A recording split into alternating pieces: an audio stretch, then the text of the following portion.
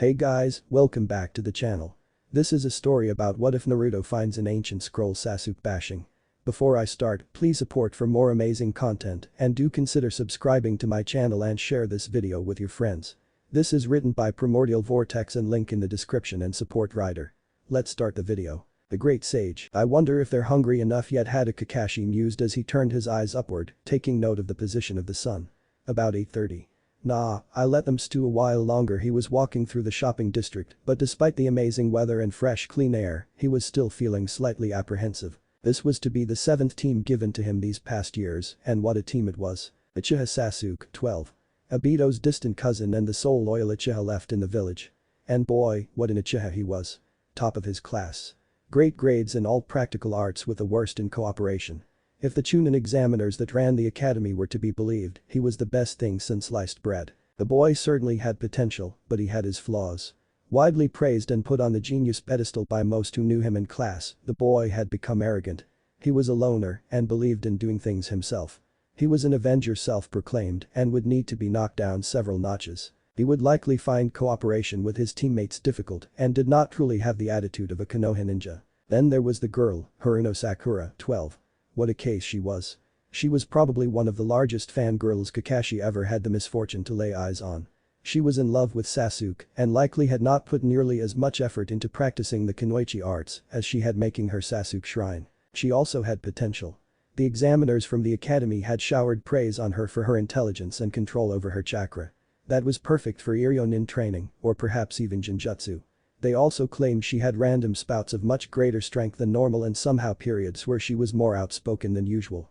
Unfortunately, the girl had no chakra reserves to speak of. She likely would get tired after only a few minutes of tree walking. While she was said to also hit decently hard, Taijutsu was also not her strong point. She weakened her body with her idiotic dieting.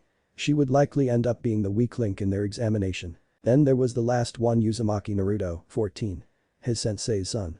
By all rights, he was the one Kakashi had to worry about the least. On paper, Naruto was an abysmal ninja. His written test scores were garbage. His taijutsu barely deserved to be called such. His ability to cast ninjutsu was non-existent, even if he seemed to be able to ignore their effects entirely somehow. His only upsides according to the academy were his ninjutsu, which was decent. He could use the kawarimi and the henge especially to great effect, and his stealth, which was absolutely absurd. Kakashi himself had been on the receiving end of that during his Anbu stint. But Kakashi prided himself on being a ninja who looked underneath the underneath. Naruto's record felt wrong. First, there were his 3 failures to graduate. Each and every single time Naruto failed to graduate, it was because of the same technique, the Bunshin. The regular clone jutsu was widely regarded as the easiest of the 3 core academy techniques. Despite that fact, Naruto was fully capable of using the other 2 while being unable to use the most basic. And Naruto had managed to pass this year despite originally failing, and he did it by learning the Kage Bunshin. In 2 hours. If that wasn't enough, he went on to cripple a traitorous Chunin. Kakashi couldn't have had any more red flags waving around in his head if Naruto had come in wearing one on his head. His quick learning of that technique told Kakashi 2 things. Naruto must have an absolutely insane amount of chakra and likely wouldn't grow tired even if the exam went on for the whole day. Well, not chakra exhausted anyway. Physical exhaustion was another, though his endurance had also been pointed out in his file. It also told him that he was an absurdly fast kinesthetic learner. No, what truly set Kakashi off was his crippling of Mizuki. Traitor and moron he may have been, Mizuki was still a Chunin specifically selected to teach at the academy. They didn't simply pick names out of a hat. This Kakashi news could mean either one of 2 things, either Naruto held back during the academy or he had been held back. Kakashi doubted the second was the case because even the stupidest demon hater wouldn't think to blatantly defy the Hokage in his own academy. No, Naruto likely was much stronger than he let on, and Kakashi resolved to not let himself get caught off guard. Kakashi arrived silently and observed his students to be. Sasuke was sitting on top of a stump, eyes twitching every so often. He looked about as furious as a stoic loner could. He wore a blue shirt with an oversized neck with another long-sleeved white shirt under it. He had plain off-white shorts with a kunai pouch tied to his right leg. His hit I-8 was tied around his forehead, making his really dark blue almost black hair take up a really unfortunate shape. Naruto was lounging with his back to a different post and his hands behind his head. He looked like he didn't have a care in the world. He had orange pants that appeared to be too short for him and an orange, blue, and white jacket. He looked like an orange paint can had vomited on him, to be honest. He was using his hit I-8 as a belt and his spiky, blonde, longish hair was flowing lightly in the breeze. He was the largest of the trio, being older for one. He was much taller though shorter than Kakashi himself and much more muscular. Sakura was wearing a red kunoichi dress with dark greenish spandex shorts underneath. Her hit I-8 was on top of her head, framing her frankly too luscious pink hair nicely. She looked to be the hungriest of the trio. Kakashi had to bite back a groan when he realized that the foolish girl probably skipped dinner the previous night on top of breakfast that morning. Well, he figured he'd made them wait long enough. "Hello everyone," he said cheerfully. "You're late." Kakashi had to hold back a groan of pain as both Naruto and Sakura roared at him. Boy, the two of them certainly had a nice set of lungs. Sorry. A black cat crossed my path so I had to take the long way around," he exclaimed with an inward chuckle. Sakura was almost spitting in rage at the comment. "Liar," she screamed. Her two teammates weren't much better. Kakashi winced, well, enough time wasting. If glares could kill, Kakashi was fairly certain he'd already be dead, salted, and put in a freezer somewhere. He smiled at the three, "So, your test is to get these." He showed them two shiny silver bells dangling on a string, "Bells from me by any means possible. You have until noon." He grinned evilly, deciding to get them back for Sakura's screeching, "Anyone who doesn't have a bell by noon not only will be tied to a log and sent back to the academy for another year, but will also have to watch as I eat their lunch." The tension in the clearing skyrocketed as the statement hit them. They stared at him in disbelief, not quite sure what to say. Then, it was broken by two loud rumbles echoing in the clearing from the angry stomachs of a blushing Sakura and a twitching Sasuke. Naruto looked at the two in disbelief. "Did you two really not eat anything before showing up? Man, and they call me the idiot." He cackled, pointing and laughing at the two. Sasuke joined Sakura in flushing angrily. "I believe I told you not to eat," Kakashi said menacingly, though inwardly he was elated that at least one of them hadn't followed his rules to the letter. Maybe there was some hope for this dysfunctional group after all. "And I ignored it," Naruto said cheerfully. What kind of moron would knowingly go into a dangerous situation hungry and with no energy? He gained a look as if he'd just had an epiphany, slapping his right fist into his left palm in realization. "Oh right. These idiots." He resumed laughing his head off. Kakashi grinned inwardly and decided to stir the pot a bit more. He smiled and exclaimed, "I know right. I didn't think any of you would actually follow that stupid order." Sakura and Sasuke especially looked like steamed lobsters, glaring at the two of them furiously. Sasuke's teeth were audibly grinding. "Well, let's get on with it." Kakashi chuckled as he tied the bells to his belt. "Oh, and you might want to come at me with the intent to kill, otherwise none of you will get a bell." Sakura gasped, "But sensei. What if you get hurt?" Kakashi inwardly facepalmed, "Don't you worry about that. Now, beg." "But sensei, there are only 2 bells." Sakura cut in again, having broken from her angry embarrassment long enough to notice that fact. Kakashi grinned evilly, "I guess that means at least one of you is getting sent back to the academy." Sasuke and Sakura's gazes hardened, while Naruto yawned disinterestedly. "Ready sta." He cut himself off as he casually slammed Sasuke into the ground with his arm twisted behind his back. "I don't believe I said go yet," he said cheerfully as he twisted Sasuke's arm rather harshly. Naruto looked interested and was grinning, while Sakura let out a distressed cry of, "Sasuke-kun," as the boy groaned in pain. Kakashi let the boy go finally and he climbed to his feet rubbing his sore arm. "Now go." Two of the ninja to be leapt away rapidly, looking to put as much distance as possible between them and their crazy teacher. "They've hidden well," Kakashi mused. "I know where they are, of course, but a mid-level chunin would likely have some issues finding them," except he turned a queer-eyed Naruto, who was just standing there, resplendent in his orange pants and his eyesore of an orange, blue, and white jacket. "You're a little off, you know," he said conversationally to the oldest of his students. Naruto cracked his neck to the side. "Yeah, I don't feel like playing hide and seek right now."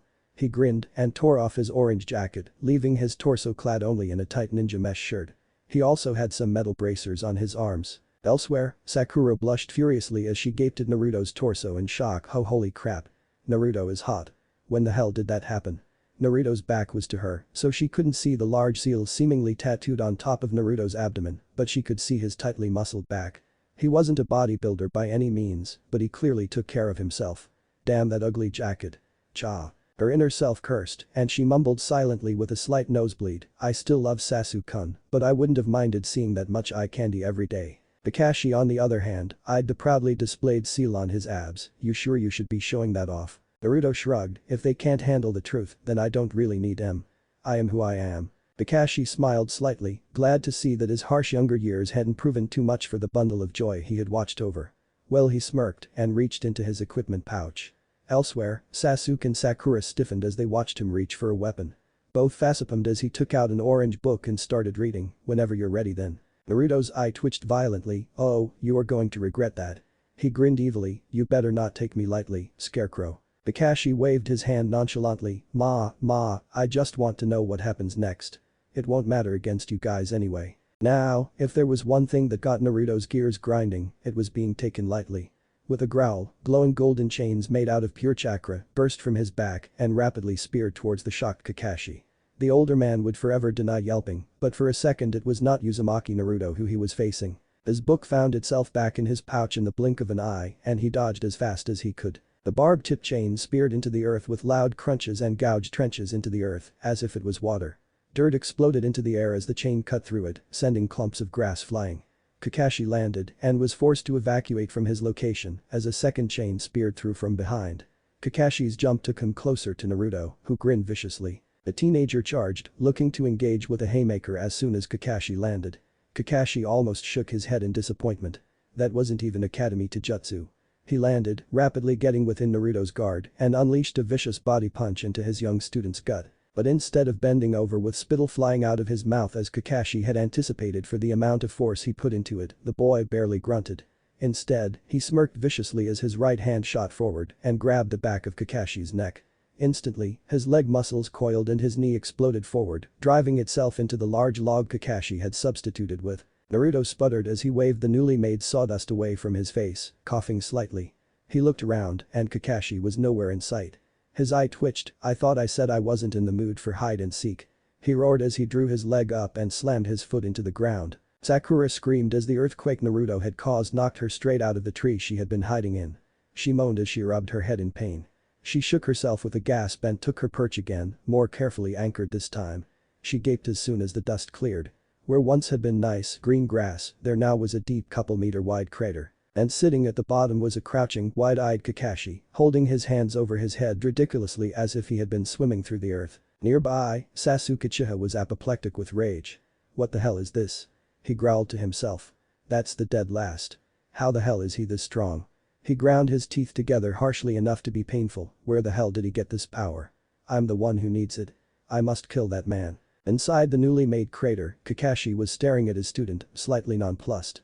That wasn't chakra enhanced, he thought blithely. "Right, don't get hit." He stood from his weird pose and patted himself off nonchalantly. "So, I was right. You did fake your strength in the academy," he said conversationally. Naruto blinked at him, "No I didn't. I failed 3 times for real. My taijutsu is garbage. I'm just really strong. Of course, I couldn't show that off. Couldn't break one of the poor civilians. I'd probably get in trouble." Kakashi could swear he felt a violin string snap inside his head. "You expect me to believe that?" he asked dubiously, "Give me at least some credit." A complete failure couldn't have made a crater that size, nor could they have used the chakra chains like that. Nor, for that matter, would they have known where I was. He spoke slowly, as if to a small child. Naruto chuckled, "Not my fault the academy is full of idiots." He grinned, "The largest portion of the final exam in the Bunshin. Not sure why, seeing as how it's the easiest of the 3. If you ask me to make a regular clone, I still wouldn't be able to do it." Kakashi counted to 5 in his head with his eyes closed. "You legitimately failed the academy because of the Bunshin." He deadpanned. Naruto laughed, "I'm a fucking Uzumaki. Even without that, I would have had trouble with that technique. I could break a nail and lose more chakra than that stupid useless technique needs." Kakashi took a deep breath, "But that doesn't mean you can't pass. One of last year's teams has a student with absolutely no talent in ninjutsu or genjutsu. If your other skills shine you can still be passed through with an exception." Naruto's grin froze on his face. Then it shattered. "What?" he asked flatly. Kakashi nodded, "Granted, you have to catch the eye of a more experienced ninja and have them vouch for your potential, but it is a very reasonable method of passing." Naruto's began to twitch violently. "You're telling me I wasted 2 fucking years in that boring hellhole when I could have already been a ninja?" His teeth ground together. Kakashi sweat dropped, "Looks like it." Naruto's twitching increased in intensity. Kakashi unknowingly rubbed salt in the wound with his next statement, "Your strength alone could have caught the eye of a taijutsu specialist." Naruto exploded in rage, while a certain fox was howling in laughter inside his head. He stomped off, golden chakra visible around him as he disappeared into the trees. Then, a loud rumble echoed through the field as a trio of trees collapsed following loud thuds. The loud impacts they made as they crashed to the dirt made Sakura wince over in her hiding spot. Kakashi blinked, "Was it something I said?" he asked the air innocently. He then nonchalantly stuck two of his fingers into the tiny shuriken that had been moments from impacting his body, stopping them in their tracks. Sasuke exploded out from his cover and engaged Kakashi in a violent taijutsu duel. It immediately became clear to Kakashi that while Sasuke was extremely skilled, his current unexplained rage was hindering Sasuke far more than it was aiding him. He was faster and hitting harder, for sure, even if it was barely noticeable to a jonin as strong as Kakashi, but he was also overextending and putting far more energy into his attacks than he should have. Growling as his fingers brushed against the bells, Sasuke reached just a bit more but was violently kicked away by Kakashi. Spit flew from his mouth as he impacted the floor and rolled thrice before scrambling to his feet. He growled, "You'll find I'm different than that loser," he yelled and began putting hand signs together. Kakashi's eyes widened. "He has the chakra for this?" he mused in surprise. Sasuke roared, "Kaiten. Kakaku no Jutsu." A large firebolt bigger than both of them combined in fact screamed out of Sasuke's mouth. Kakashi's eyes widened before it impacted him and exploded. When the smoke cleared, Sasuke clicked his teeth at seeing the man missing. Left. Right. Above. His eyes widened as he moved to jump away, but it was too late. "Try below." Kakashi I smiled at him from above. He was crouching in front of the boy with his orange book open, Doten. Shinju Zanshu no Jutsu success. The boy who was buried up to his neck in the dirt growled at him, "You were right." He mused idly, "You were different."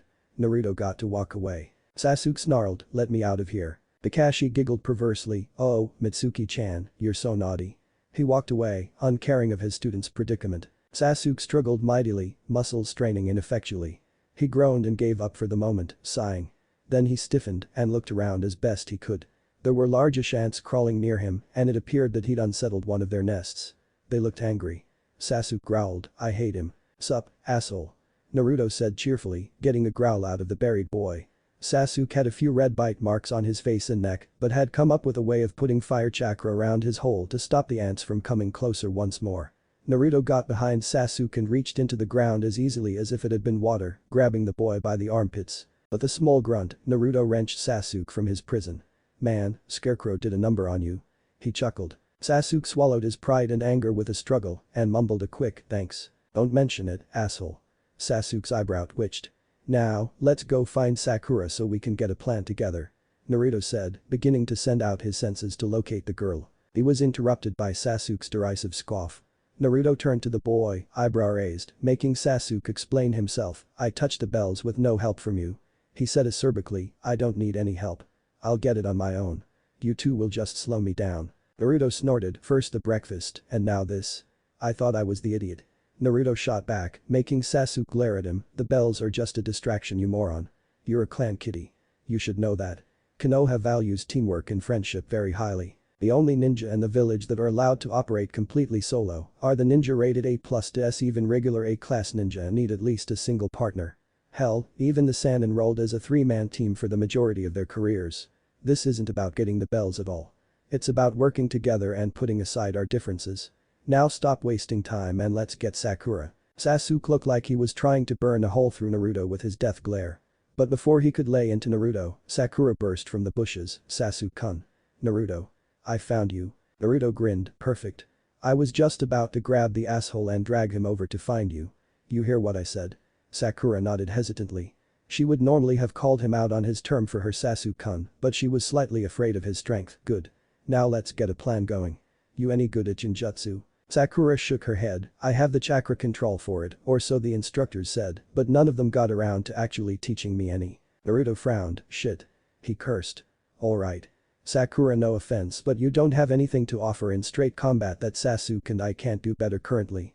Sakura winced and really wanted to rebuke him, but his earlier display had really shaken her confidence. Naruto poked her forehead, getting a glare out of her. "So here's what I want you to do. Stay out of the way and take potshots with kunai when you get any openings. Set traps where you can. I'll be able to sense you and try to corral Kakashi towards them. Throw regular bunshin into the mix to try to throw Kakashi off." He used a strange hand seal neither of the two younger shinobi had ever seen before, a cross shape with his index and middle fingers laid over each other, Kage Bunshin. Two identical clones of Naruto appeared, causing Sakura's jaw to drop and Sasuke's eyes to widen. "These are solid clones, and yeah, they're the reason I was finally able to pass the final exam. No, I can't teach you. It's forbidden." "Moving on," he said, a note of finality in his tone. "When you send your bunshin in, send them in as well. They'll also be setting traps up. Both clones cried, "Henge," and turned into Sakura. Sakura smiled, "You're not as dumb as the academy made you out to be. This is actually a fairly decent plan so far," she said, almost shyly. Naruto laughed, "You'd be dead last as well if you showed up for a few classes a month. Like hell I'm going to sit through the same boring lectures I had to sit the year before and the year before that." Sasuke sneered, "Maybe that's why you failed 2 years in a row." He shot snidely. He was honestly just being difficult due to having his to him rightful command usurped. Naruto's eye twitched, "Sasuke, how much chakra do you have left?" He ignored the snipe. "Just over half." Sasuke replied, "And why should we listen to you, dead last? Why am I not the leader?" Sakura was really torn. On one hand, she loved Sasuke-kun. On the other, Naruto had come up with a legitimately good role for her and even aided them in coming up with part of a plan. Naruto eyed him, utterly unimpressed. "I know where you live," he said finally, a sly smirk forming on his lips. A shiver ran down Sasuke's spine. "So if you don't stop being a jackass, tomorrow you're going to wake up naked in the town square, covered in lube. Not only that, but I'll put signs pointing to the square saying naked Sasuke this way. In front of the houses of all of your fangirls for them to find you." Sasuke's face paled drastically. In fact, it appeared as if all the blood in his face had drained into Sakura's face, since she had turned scarlet as he had turned to the color of milk. "Well, let's not be too hasty now." He would forever deny, his voice breaking at the threat. He shook himself, "We're wasting time. We'll settle this later." He finally growled out as a promise. Naruto smirked back, "Now you're talking my language." He grinned, "Now, try not to use any jutsu that are too chakra intensive. Both of us will be trying to herd Kakashi toward Sakura and the traps. While the bells aren't important, they'll likely earn us some brownie points. If any of us can grab them without putting any of the others in danger, take the chance. Just make sure we're clear, otherwise I have a feeling Kakashi will fail us even if we get them." "Alright, dead last. We'll try it your way." Sasuke couldn't help but be an asshole, even if it was an okay plan. Naruto smirked, "Alright," he grinned. "Now I can go wild. Let's go." He yelled and shocked the two with his next act. He turned into an absolutely massive tiger. Its shoulders were at least a head taller than Sasuke and it looked utterly ferocious. Sakura could be excused if her knees shook and even Sasuke had paled. The tiger turned and ran, putting hundreds of meters between it and its two teammates in a blink. It was fast. Sakura swallowed, "I think I will just never piss him off." Sasuke didn't reply, taking off after the blonde. Sakura shook herself and moved, the two solid clones of her following, smirks on their own faces as well. Kakashi was standing in the middle of the clearing giggling at his book. Or at least that was his outward appearance. He was slightly more interested in the fact that he could sense that all three of his students were together. And they had been together for a fair amount of time too. Surely this of all teams hadn't figured out his exam. Suddenly, his eyes widened as he felt Naruto pull away from the other two and beeline straight for him far faster than he had any right to. He had just barely managed to put his book away when he saw a giant fucking tiger burst from the woods and close the distance. He didn't even have time to gasp in surprise before he was dodging a paw bigger than his entire head with gleaming, deadly claws, aiming to take said head right off his neck. He rolled under the attack and they both slid, turning immediately. Naruto's momentum had him digging claw wrenches into the dirt as he slid to a halt before he sprang forward again. Kakashi jumped into the air to put some distance between them and was immediately set upon by Sasuke, who had caught up as quickly as he could and engaged Kakashi in a midair shuriken duel. Shuriken flashed and screeched as they impacted on another, the metal-on-metal contact throwing sparks up as they fell uselessly to the floor. Gravity proved that it was still alive and kicking as they slowly fell to the ground. As soon as Kakashi's feet touched the ground, he was forced to jump towards Naruto as a chain speared out of the ground, tip poised to pierce his left lung. He landed close, Naruto immediately trying to follow up with a right cross. Kakashi ducked under it and then vanished in a blur of speed as the chain caught up with him. The chain speared right into Naruto's abdomen, but rather than puncturing, it simply fused back into his body, growing shorter as more chain links vanished. Kakashi reappeared and engaged Sasuke once more in a taijutsu duel, this time putting himself at a slightly higher pace to see how his student would react. Sasuke grit his teeth as he struggled to keep up with the faster Kakashi, and as soon as he had some breathing room took out a kunai reverse grip in his left hand. He swiped at Kakashi, even as some sweat dripped from his nose. Kakashi dodged and grabbed his arm, throwing him away. Naruto engaged him before Sasuke's arm had even fully left his hand with yet another telegraphed punch. Kakashi almost rolled his eyes, wanting to chide his student for being so predictable. The words froze on his tongue at the nasty grin on Naruto's lips. His hand opened and a red powder exploded forward in a cloud. Kakashi wrenched his eye shut, too close to dodge, and was immensely grateful for his amazing mask. Chili powder. This little bastard. He kicked Naruto away rather harshly in retaliation, and a quick application of chakra from the Tenketsu on his face blew the powder away. The two boys had been attempting to herd him towards the forest the whole time, and he had allowed them to do so. He was rather curious about what they had come up with. When Sasuke threw a shuriken, he jumped back rather than just casually moving his head slightly to the left. When he landed now within the tree line, he purposefully tripped a wire. His eyes actually widened as half a dozen paint cans swung from the tree limbs, looking to shower him in a rainbow of sticky paint. They were even arranged in such a way that his only option was to jump backwards. When he landed, he immediately heard a click and a bang. He glanced left and right as cannons fired some whitish, slimy-looking fluid towards his location from both sides. He leapt up, turning upside down and sticking to the tree limb. "Is that birthing lube?" He was actually forced to speak up in sheer incredulity, suddenly recognizing the fluid from his own genin days. He swore he heard all three genin snort in laughter. The next trap was of the less comedic variety, as dual tree stumps swung on ropes. Kakashi leapt away as the large wooden instruments of death pulverized the branch he'd been on into fine dust. Then, much to Kakashi's surprise, he was set upon by Sakura. He wasn't very worried about regular Bunshin, so he allowed their attacks through. One of the Sakura jumped through him and he paid it no mind. That one even had a shadow, he thought to himself, slightly impressed. Then, his eyes widened as he caught a grin on Naruto just out of the corner of his eye. That made him realize with some shock that the next Sakura was very much solid and she had a very un-Sakura-like evil grin on her face. He backflipped rapidly as the ground where his fist hit exploded, dirt racing to catch up to his flying form. He was now out of the trees and back onto the clearing, finding that he did not in fact want to play with any more traps. Even before he landed, he was once more facing a shower of shuriken from Sasuke, and more clones of Sakura were congregating at his landing location.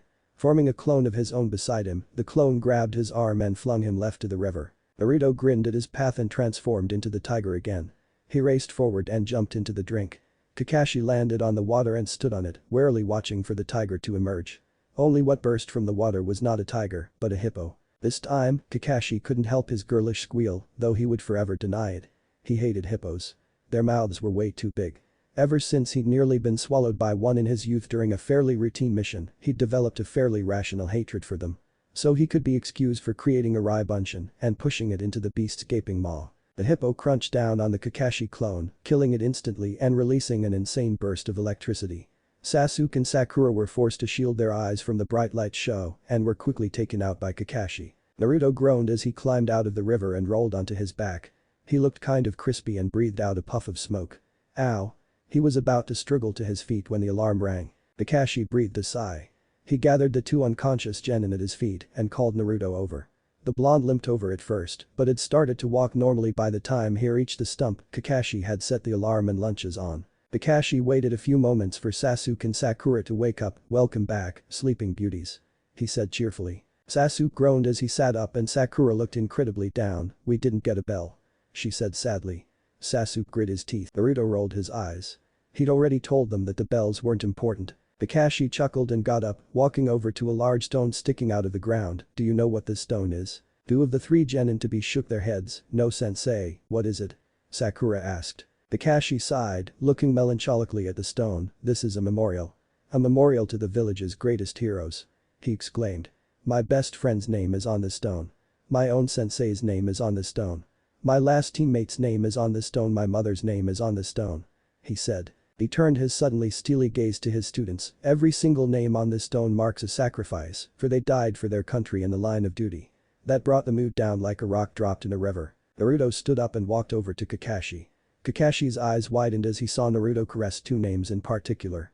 "Yeah, I've got a few on here as well." He gently traced the name Uzumaki Kushina. "But they aren't gone. They entrusted Konoha to us, right?" he said, smiling slightly as he took his seat on the stump once more. Kakashi smiled gently. "Indeed." He stared at his three students. "Remember this, those who break the rules are trash, but those who abandon their comrades are worse than trash." He said strongly, "You three may not have gotten the bells, but you worked together as a team. You were able to put aside your differences even after I tried to turn you against one another." He chuckled. 7 years I've been testing teams. 7 years I've sent them back to the academy retaking my place in the Anbu for the year because not a single team ever cared for more than themselves. Not like you three.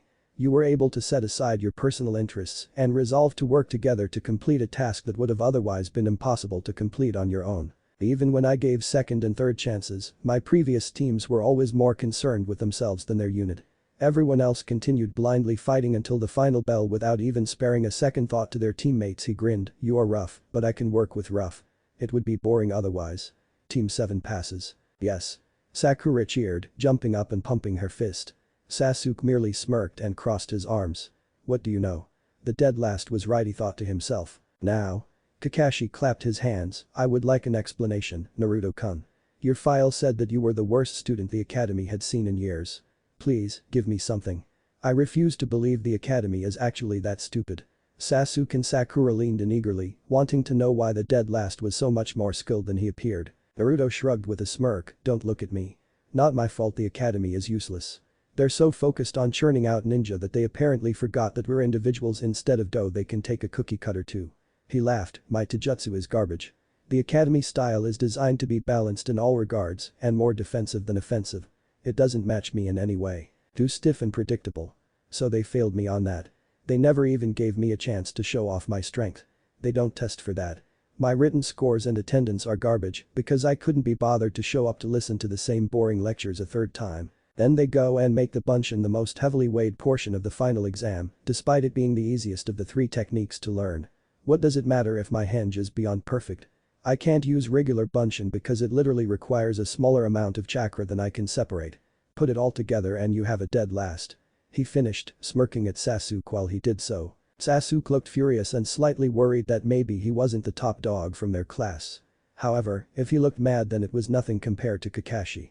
Kakashi was quite literally steaming mad. Sakura inched away from him carefully. He took a calming breath, with how utterly wrong your file is, my first act as your sensei will be to evaluate the 3 of you. I can't trust any of your files so I will see for myself where you stand. Finish eating so we can begin. He ordered. Sasuke perked up, though Sakura wilted a bit. They ate rapidly and Kakashi called Sakura up first. Sakura was placed 3rd in the academy overall for the girls. She was very intelligent, according to the instructors, and had precise control over her chakra. Kakashi decided to start with that, alright Sakura-chan, please flare your chakra as much as you can. Keep it internalized so you don't waste any of it. The girl nodded nervously and started doing as her sensei instructed. Kakashi stared at her, feeling her chakra levels closely. He was not happy. I can see why your instructors said you had perfect chakra control. Sakura smiled, now, hit me as hard as you can. After that hit, we will have a spar. Do your best. Sakura gulped but nodded, settling into a textbook academy taijutsu stance. She let out a battle cry and burrowed her fist as hard as she could into her sensei's midsection. He was surprised at how much force she managed to put into it. It was far more than he expected. Even still, he barely even grunted. Immediately, he engaged her at genin speed with standard taijutsu. He then downgraded and kept himself to her level after seeing that she could not keep up with standard genin speed and technique. To his growing disappointment, within 5 minutes she was gasping for breath despite not having taken a single hit. He stopped the spar and gave her a moment to rest. Now, all 3 of the basic academy techniques, and then flare your chakra once more for me. Sakura nodded happily and used all 3 techniques in quick succession, and then flared her chakra some more. It had dropped noticeably and considerably. He smiled kindly at her, anything else you have to show me? Some jutsu you learned on your own perhaps? Sakura shook her head, no, I'm done sensei. She smiled hesitantly at him. Kakashi nodded. Inwardly, he was already plotting out the best locations at the academy to soak in oil for a nice fire. He turned to the dark-haired one of the group, Sasuke, you're up. Same as Sakura. Sasuke's chakra reserves were good for a fresh genin, but his control of it was not. He forced tiny wisps of light blue chakra out while flaring, that all 3 of the others could see. They were faint, but there.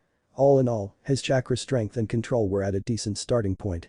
He had roughly 10 times the amount Sakura had. Then came the taijutsu portion. Unlike Sakura, Sasuke did not use the standard academy taijutsu. Instead, he used the classic Uchiha style, which was far more acrobatic and intensive. Though he lacked his Sharingan, he was already fairly predictive, and he was way faster and stronger than a fresh genin who did not focus solely on taijutsu had any right to be. Kakashi matched him at high genin level and worked him for about half an hour until he finally collapsed for a breather. However, he started getting rather sloppy roughly 20 minutes in, even if he lasted the full half hour. Kakashi gave him a minute to breathe and compose himself, very nicely done, Sasuke. Now, the Academy 3 and any extra techniques you wish to show off. Sasuke smirked and turned to the posts nearby. Racing through a set of hand seals, he ended with Tiger and called out, Kaiten. Hasenka no Jutsu. He spat out 11 smallish fireballs. They impacted the post harshly and exploded, breaking the bark slightly. Some however were hiding shuriken, which dug sharply into the wood. You also saw the Gakakyu. He finished smugly. Kakashi smiled indulgently, good, now flare your chakra again for me, and you're finished.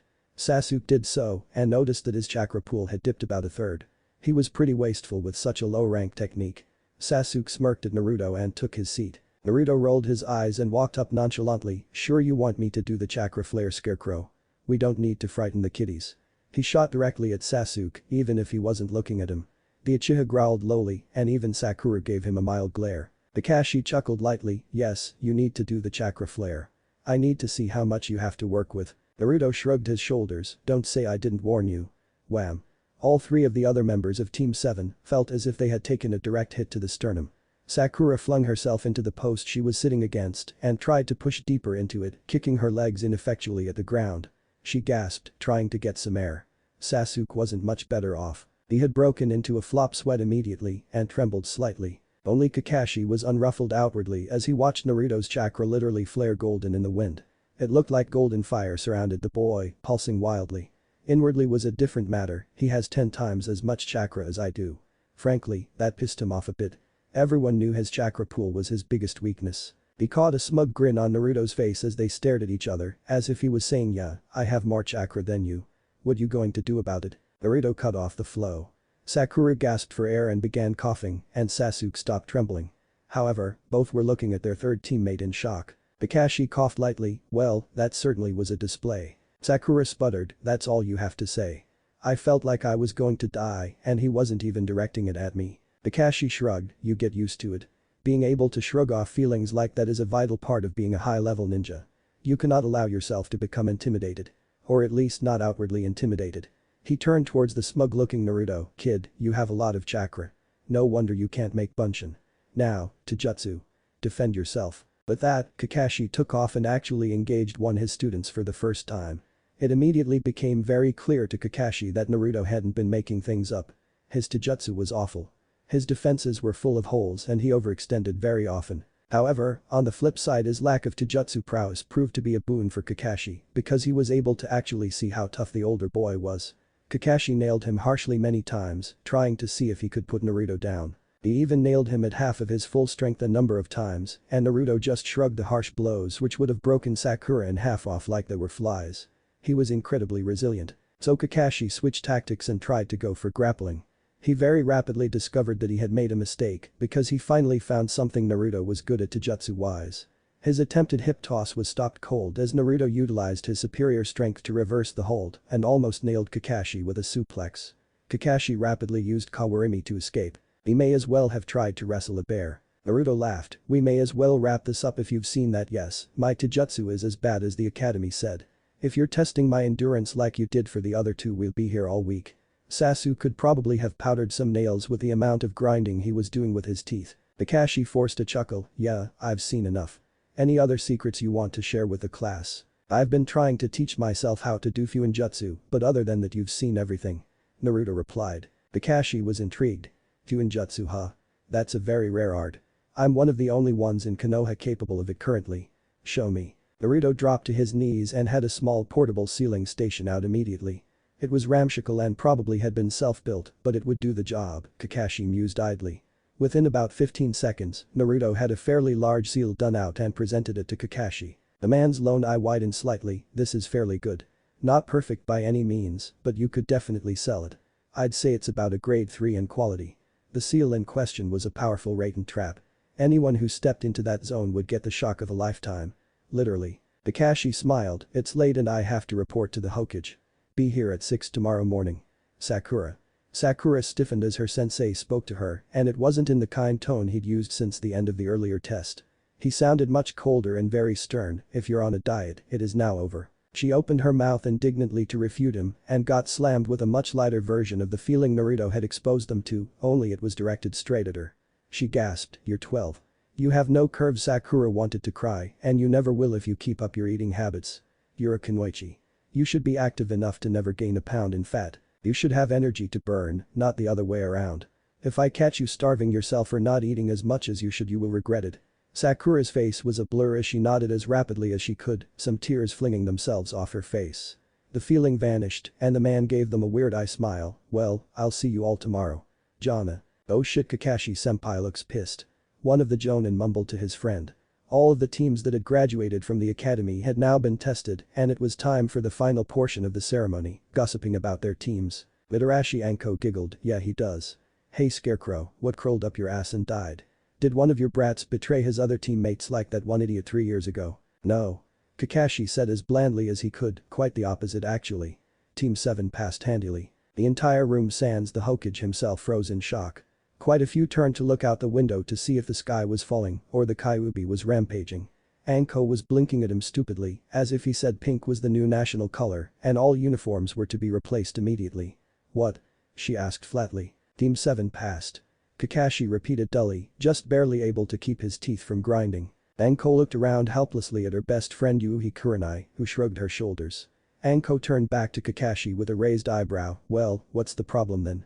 Surely your brats aren't that bad. Kakashi addressed her, but was looking at the Hokage. The problem, Anko-chan, is that I'm having to restrain myself from going over to the academy and raising the fucking thing to the ground. The room once again froze at hearing the normally mild-mannered jolly pervert swear so blatantly. The Hokage sighed resignedly, and what is you so angry, Kakashi-kun? Where do I start? Kakashi mock mused as he crossed his arms behind his back, I suppose I'll start with Haruno Sakura-chan. Her file stated that she was a bona fide genius, with excellent memory and intelligence. It went on to state that her taijutsu was good and that her chakra control was impeccable. His eye glinted, and indeed, her chakra control was perfect. But not for good reason. She has some of the smallest reserves I've ever seen on a fresh genin. They are in a word pitiful. I've seen better reserves on some 10-year-olds. Not only that, but like most idiot girls her age she's on a diet. He said mockingly. Kurenai and Anko, the highest-ranking kunoichi in the room, stiffened. Not a regular diet either, but a starvation diet. The genius had the brilliant idea to not only follow my order to not eat breakfast, but also skip dinner the night before. Anko growled, you're making me want to march to the academy right along with you. She growled in disgust. Kurenai looked equally furious. Just so. Kakashi nodded, as a result, her conditioning is pitiful for a genin. She knows her forms and steps and can put a surprising amount of force into her punches, but her endurance is awful. I engaged her in a spar at genin speed with the academy taijutsu. Not only was I forced to drastically lower myself afterwards to match her, but she lasted 5 minutes. 5. Half the room looked as if they wanted to strangle the girl, and Hiruzen was rubbing his face with one hand. I have been lax, it seems. He ground out angrily, I may have had a lot on my plate since Minato's death, but this situation has degraded a lot more than expected. I shall take the blame for this. The Hokage declared, and I am ordering an immediate audit of the academy and its teachers, as well as its entire staff. This situation cannot be allowed to continue. I shall give up my paychecks in order to make sure the academy returns to its previous standards, if money is the issue. The rest of the jonin nodded in satisfaction. He addressed Kakashi directly, I take it that is not the only issue. No, Hokage-sama. Kakashi said respectfully, Sakura's biggest issue has been solved, or it will be soon. I will not allow her to continue starving herself, and I have already made it very clear that there will be consequences if I catch her doing it again. Anko shaped consequences, now that I think about it. Anko grinned viciously, I'll even do it for free. But Sakura was not the only problem child. Kakashi stated, Uchiha Sasuke-kun was claimed in his file to be the next coming of Uchiha Itachi. The rest of the room burst into laughter. Anko and Kurenai were hanging off each other while laughing, and Asuma the Hokage's son had his hands on his knees as he doubled over. Does he even have the Sharingan? Anko asked in between breathless chuckles. Nope. That set off the room once more. Hiruzen had an indulgent smirk gracing his lips, indeed. Ho, isn't that interesting? Kakashi smirked, the boy is good. No doubt about that. In fact, his taijutsu is already borderline chunin. However, he did not showcase any genjutsu, and the ninjutsu he showed off cost quite a bit of his total chakra. He is wasteful since his control is not perfect. He has roughly 10 times as much chakra as Sakura, but his endurance is decent. High genin at least. He sighed despairingly, but he has let his academy success go to his head. He's the most arrogant brat I've ever been assigned. I let him touch one of the bells, and he honestly thought he did that off his own merit instead of realizing that I had just thrown him a bone. Hiruzen shook his head, he is at least passable. I am tasking you with breaking that attitude, Kakashi. I won't need to. Kakashi replied blandly, I haven't even gotten to the worst part yet. Kakashi took a file out of his pouch, which Hiruzen recognized with a groan as being Naruto's. The last member of my team is Uzumaki Naruto. You might know him as the academy's dead last for 3 years in a row, the damn brat who is impossible to catch, or even perhaps he who paints the Hokage mountain in broad daylight and kill me orange. The assembled Jonin grumbled and chuckled good-naturedly, and Hiruzen had an actual smile on his face. Kakashi did not, as he snapped open Naruto's academy file. Naruto's file reads, and I quote, "Uzumaki Naruto is the worst example of a shinobi I have ever seen pass through these halls. His taijutsu is terrible. His grades are awful. He can't even perform the simple bunshin. He is worthless as a ninja and will never amount to anything." He snapped the booklet shut cheerfully, let the word sink in for a moment, and then the entire file burst into flames in his hand. The burning file dropped to the floor where it was consumed rapidly into ashes which Kakashi stomped on and ground with his boot. "If Naruto got a single hand on Sasuke he would break him," he said harshly. Naruto displayed the ability to use Kushina-sama's chakra chains. He displayed skill in Fuinjutsu. He turned a 2-foot-wide log into sawdust and wood chips with a knee and had enough monster strength to stomp a 10-foot-wide and 5-foot-deep crater into the ground. Not only that, but he stomped said crater into the ground because I was using Doten Dachu Ijo no Jutsu, and he sensed exactly where I was. The room listened in growing disbelief as Kakashi worked himself up with his rant. His taijutsu was as terrible as advertised because the academy taijutsu was so unsuited to his personality and his strengths that it may as well have been taught to an ant. He is incredibly resilient and did not even grunt when I nailed him with a half-strength uppercut right to the gut. He has 10 times as much chakra as I do. His henge is so advanced that he can turn into animals with fully formed chakra systems from what I could sense. He was perfectly capable of using Kage Bunshin no Jutsu, having learned it in 2 hours. Said technique was used to almost break my jaw when he used henge to turn 2 of them into Sakura-chan while she mixed in regular Bunshin to throw me off. And do you know why this ninja will never amount to anything? Because he can't use the Bunshin no Jutsu. The room was stunned into silence. Really, what could you possibly say to that? The Hokage's office was darker now. The sun had been dropping in the sky and its now red light was casting a more somber glow throughout the room. The room had emptied, leaving only the 3 Jonin whose teams passed and the Hokage himself inside. Kakashi was standing almost shoulder to shoulder with Yuhi Kurenai and Saratobi Asuma, staring at their leader's back. Hiruzen himself was staring out the window, contemplating the events that had occurred minutes ago. He finally sighed, "I apologize for putting so much pressure on your shoulders." He turned, hands clasped behind him. "Konoha cannot allow itself to be seen as weak." He declared, "I am ordering you to step up your schedules for training your students." Team Guy is the only Konoha team from the previous year still in circulation. The rest of the genin teams do not show signs that they have any budding legends in them either. He grimaced, "I want all of your teams to be prepared for the next Chunin exams." He declared, "Otherwise I fear there will be sharks in the water soon, smelling blood. I want your students not only prepared for the exams, but I want to see records broken." Kakashi smirked sardonically, "I guess this means I'll actually have to be on time for training." He drawled. Hiruzen turned and gave him the gimlet eye, "You better be." Kakashi sighed, "I am curious though, Hokage-sama. I remember years ago you were fairly close to Naruto. You had to have known that his failure at the academy was due to a technique he could not have been reasonably expected to perform. You were alive and friends with many Uzumaki prior to Yuzu's destruction. Why did Naruto-kun slip through the cracks for 3 years?" Hiruzen gave off a long-suffering sigh, "Unfortunately, it has been some time since Naruto-kun and I were really close." He stared out the window, smiling melancholically. "When the Uchiha massacre and the Hyuga incidents happened, I became incredibly busy. I could not spare Naruto the time the same way I could before both events. They were years apart, but both caused us to drift apart." "I see," Kakashi said carefully. "Before I knew it, I was seeing him less and less." Hiruzen sighed, "Even after my workload lightened, things did not go back to normal. Before Mizuki's betrayal, I truthfully hadn't seen him for a long while." The thought hurt. He had been quite fond of the little bundle of joy. With a sigh, he hardened his heart. "Kakashi, Kurenai, Asuma, I want all 3 of your teams to be at least participating in the Chunin exams within the year. It has been a long time since Konoha has sent out a message to the other countries. It is time we break that silence. Here is my decree. Your 3 teams will not do any more than the required 20 D rank missions. You train and do the D ranks as you wish, and when they finish, I want your teams doing C rank minimum missions.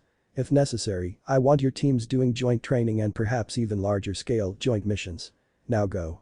I have a lot to consider." The 3 ninja nodded and were gone as quickly as they came, leaving the old Hokage to his thoughts. "Good morning everyone," Kakashi exclaimed cheerfully as he puffed into existence near his 3 students. He was met with grumbles from 2 of the 3. Sakura even looked like she was going to nod off and had bags under her eyes. A strange cross-like vein popped up on his forehead and he took out a kunai. "What was that?" Did you say, good morning Kakashi-sensei? We're really excited to be training. Please chase us around with kunai until we drop from exhaustion, alright, can do. Sakura screeched as the kunai came dangerously close to cutting her hair and ran off. Sasuke wasn't far behind as another kunai came dangerously close to his precious. Naruto merely yawned and waved Kakashi off. I have my own conditioning to do. You have fun with the kiddies. Kakashi shrugged, knowing that Naruto would not be skimping on his training if yesterday was any indication. As he ran off after the other two, he perked up as he heard a small hissing as if something was being unsealed. Oh well, I'll see whatever it was when we get back. Naruto merely grinned as he stretched out a bit in front of the massive log that was laying on its side in front of him. It was wider than he was tall and weighed many tons. Naruto hefted the giant trunk with a heavy grunt and his chakra chains burst from his back and wrapped it up, securing it to his back. He dropped to his hands with another grunt and began doing push-ups. 1. He called out to the empty clearing. 10 minutes later, he stopped at around 237 as he heard an odd distant cry of, youth. Shrugging it off as unimportant, he continued his count. Sakura collapsed to the dirt, uncaring about her dress. It was practically ruined anyway already. It was full of small tears and cuts from where Kakashi had decided to be a bit mean with his throwing, and she was drenched in sweat. She huffed heavily, trying to catch her breath. Their crazy sensei had made her and Sasuke run 3 laps around Konoha. 3 laps around the entire giant walled city. At a decent speed too. She had never been so tired in her life, and it was only 7:30. Sasuke-kun was sitting next to her, puffing but not as visibly exhausted. She moaned, and where the hell was Naruto? Why wasn't he running with us? Kakashi chuckled, I'm not worried about Naruto's physical conditioning. I'm perfectly fine with letting him do his own thing in that regard. He eyed her with a grin, you should be glad I'm the one in charge of your physical conditioning. For now, that is. If I left Naruto to it, you would probably want to kill me. And why is that? Sasuke challenged. Kakashi pointed somewhere behind them. Sakura and Sasuke turned as much as they could, barely in Sakura's case, but both of them gasped in shock. What the hell? Sakura screeched loudly. Naruto had finished with his push-ups and had continued on through a whole routine of exercises. Currently, he was doing a handstand with the log at his feet, doing vertical push-ups. He was also doing leg presses at the same time. Kakashi started to laugh at their disbelief and he called over to Naruto. What? The blonde didn't as much as pause in his workout. You have 5 minutes while Sakura and Sasuke catch a breather. After that we're moving on to other things. Kakashi called over. Naruto scowled at that. He'd have to finish his workout later. With that in mind, he kicked off the log and got to his feet. He walked over to his teammates while casually unsealing a bottle of water. So, what did you have the kiddies do? Naruto asked. 3 laps around the village while dodging wonderful, sharp pointy kunai. Kakashi chirped, looking to intentionally irritate the two. Naruto laughed, not bad. What we doing next, Scarecrow? Kakashi gave Naruto the evil smile this time and he started to sweat slightly, chakra control. Naruto groaned, boring. You trying to bore us to death as well, sensei? Iruka also made us do the stupid leaf balancing shit. And that all it did for me? Jack shit. Kakashi laughed lightly, boring, I disagree. It is a vital ninja skill. He smiled at Naruto's scowl, don't make that face at me. We won't be doing leaf balancing. Frankly, you could do that for the rest of your life and not make a single difference. You might as well try to melt an iceberg by blowing on it in your case. He turned to Sakura, care to explain chakra to us, just to make sure everyone is on the same page, Sakura-chan. Sasuke and Naruto rolled their eyes, but Sakura threw herself into her explanation without moving from the comfy, red, hard and uncomfortable ground. Chakra is vital to life and is the combination of the body's spiritual and physical energies. Spiritual energy is the energy of our minds. It is derived from our conscious minds and can grow through study, meditation, and our life experiences. Physical energy is the body's energy and can be increased through training, stimulants, and exercise. When combined together, they become our chakra. She sat up, smiling brightly, if tiredly, increasing one or the other will make our chakra grow more powerful as well. What is the point of this? Sasuke groused, making Sakura's head dip sadly at being basically dismissed by her crush. We already know how to use chakra. Kakashi chuckled, no, you really don't. Your control over your chakra is pitiful. You waste a lot of it in your techniques. The amount of chakra you put into your Hasenka yesterday should have produced 20 fireballs at least. But because you were wasteful, all you got was 11. Sasuke growled and scowled at having his performance decried as wasteful. Before he could say anything else, Kakashi continued, but if your chakra control is pitiful, there isn't actually a word for how bad Naruto's control is. Sasuke smirked at the blonde victoriously. Don't look too happy, princess. My control is so bad because I have more chakra in my pinky than you can use in a week. Naruto shot back. Sasuke glared heatedly. Sakura looked at the two hesitantly before addressing Naruto. "Ah, Naruto-san, why exactly do you have so much chakra?" Naruto waved at her. "No-san, Sakura-chan. I don't care for the polite honorifics. Anyway, I'm an Uzumaki. A true Uzumaki. That means that among other things I have extremely dense, extremely powerful chakra. And a whole lot of it," he said, "but beyond even my own heritage, there is another factor. If you can figure out what that factor is, great." He shrugged. "I don't particularly care if you figure it out, but I'm not going to come out and say it." That drew Sakura's interest, and she smiled slightly at having a mystery to solve. Her inner self muttered, "Ooh oh, mysterious. Mama likes." Kakashi interrupted before Sakura could get another word in. "Excellent. Well done, Sakura-chan. Now, we will be learning a new exercise today that will not only help your chakra control, but has many applications in general shinobi life." He smiled, and all three genin leaned forward in interest. "We will be climbing trees." All three would have face vaulted if they weren't already either sitting or on the ground. "We already know how to climb trees." Sakura moaned, thinking off all the physical exercise that was coming. "Without your hands." Kakashi smirked slyly. "Eh?" The three genin looked dumbfounded. "Without hands." Kakashi smirked and walked straight up a tree until he was upside down and staring at his students. Naruto's eyes were glinting and he was rubbing his hands together with a disturbing grin. Sakura had stars in her eyes and even Sasuke looked interested. Kakashi began to sweat slightly as he took in Naruto's expression. "Oh boy, I know that grin." He shook himself lightly. "To walk on vertical surfaces or even upside down, you need to use your chakra to adhere to the surface. You channel your chakra to your feet and added difficulty as the feet are the hardest areas to channel and control chakra with, and then you run up your tree. Too much chakra and you'll break the tree. Too little and you won't stick." He quirked a weird eye smile at them and tossed 3 kunai forward.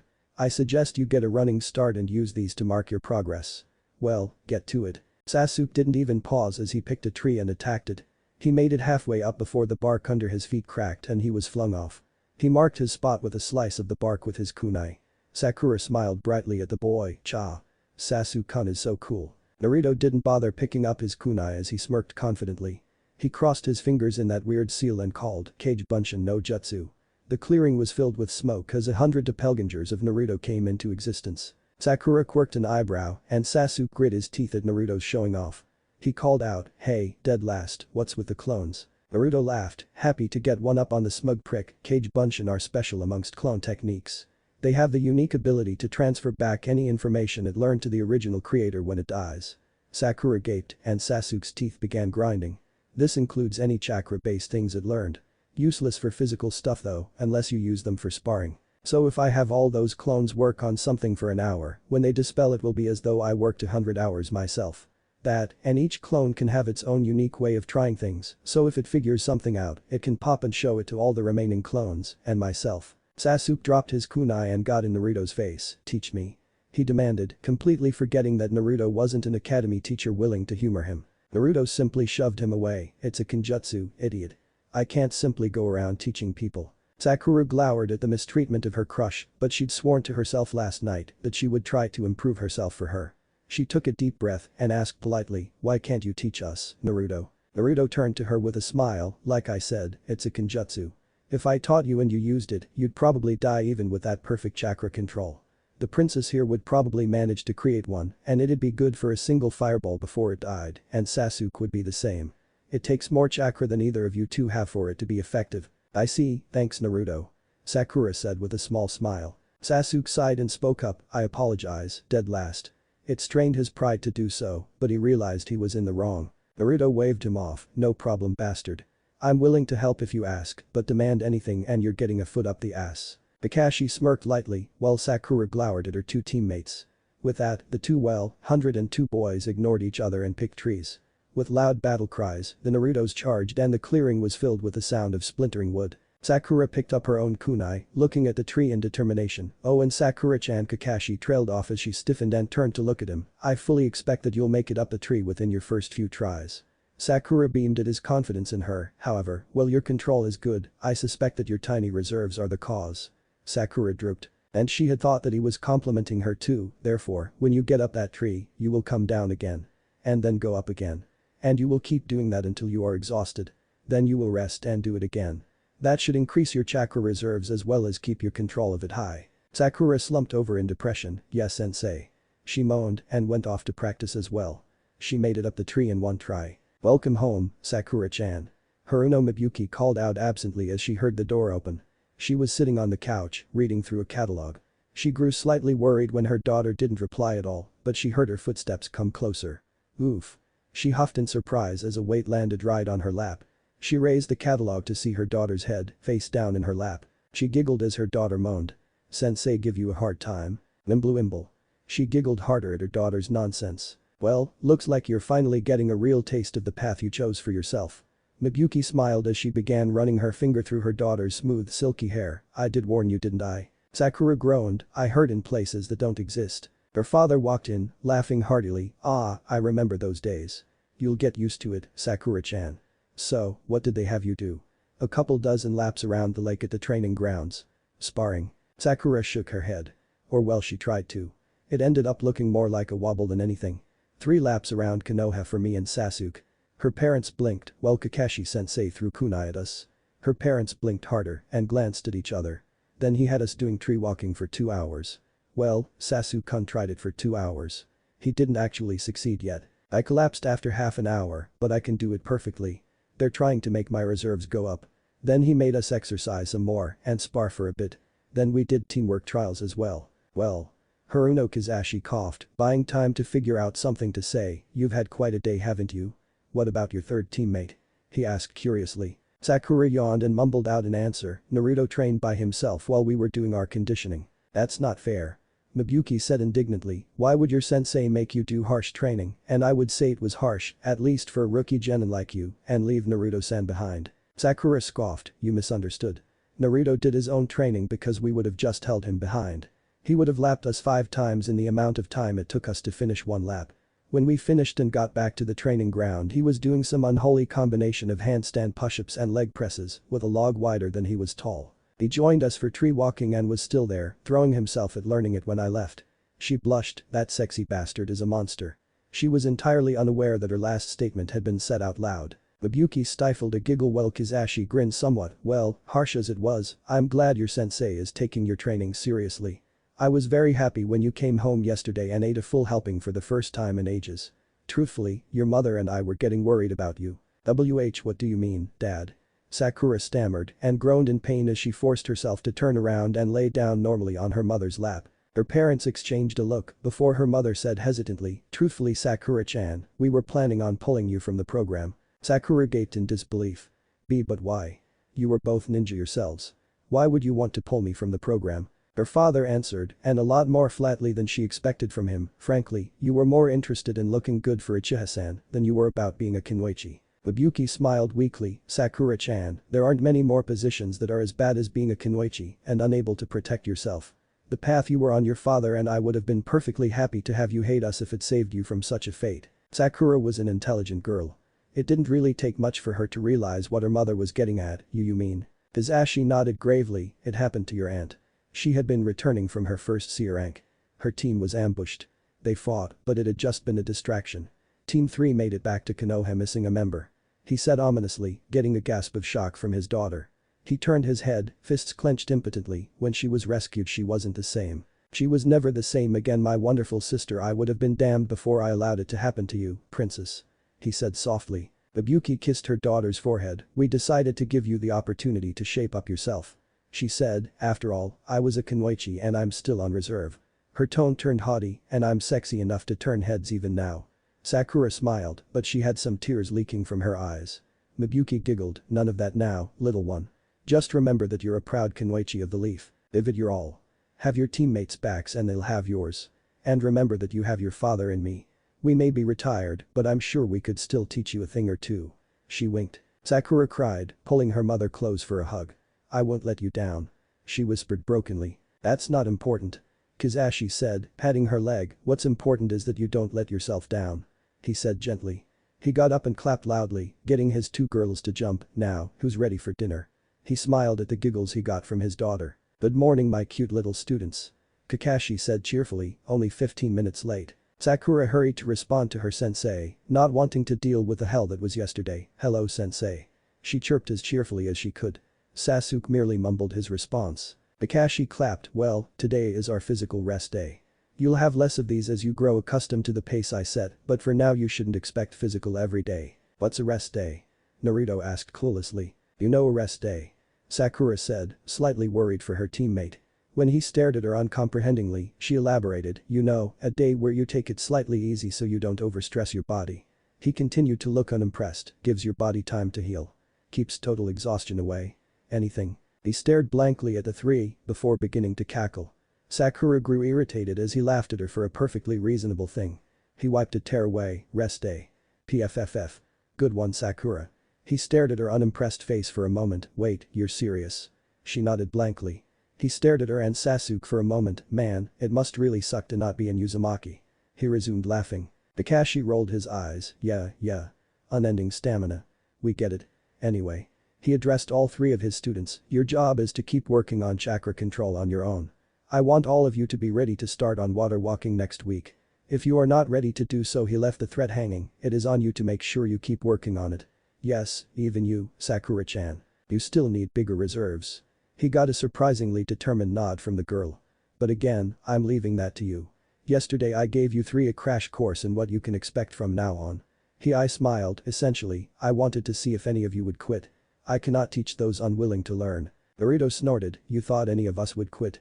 We're stronger than that, Scarecrow. Give us at least some credit. Sakura flushed. She was rather sure that both were referencing her. Being complimented like that by someone so obviously stronger than her made her feel happy. Kakashi waved Naruto off, I was rather certain that none of you would, but I had to do so all the same. Now, today we'll be doing something different.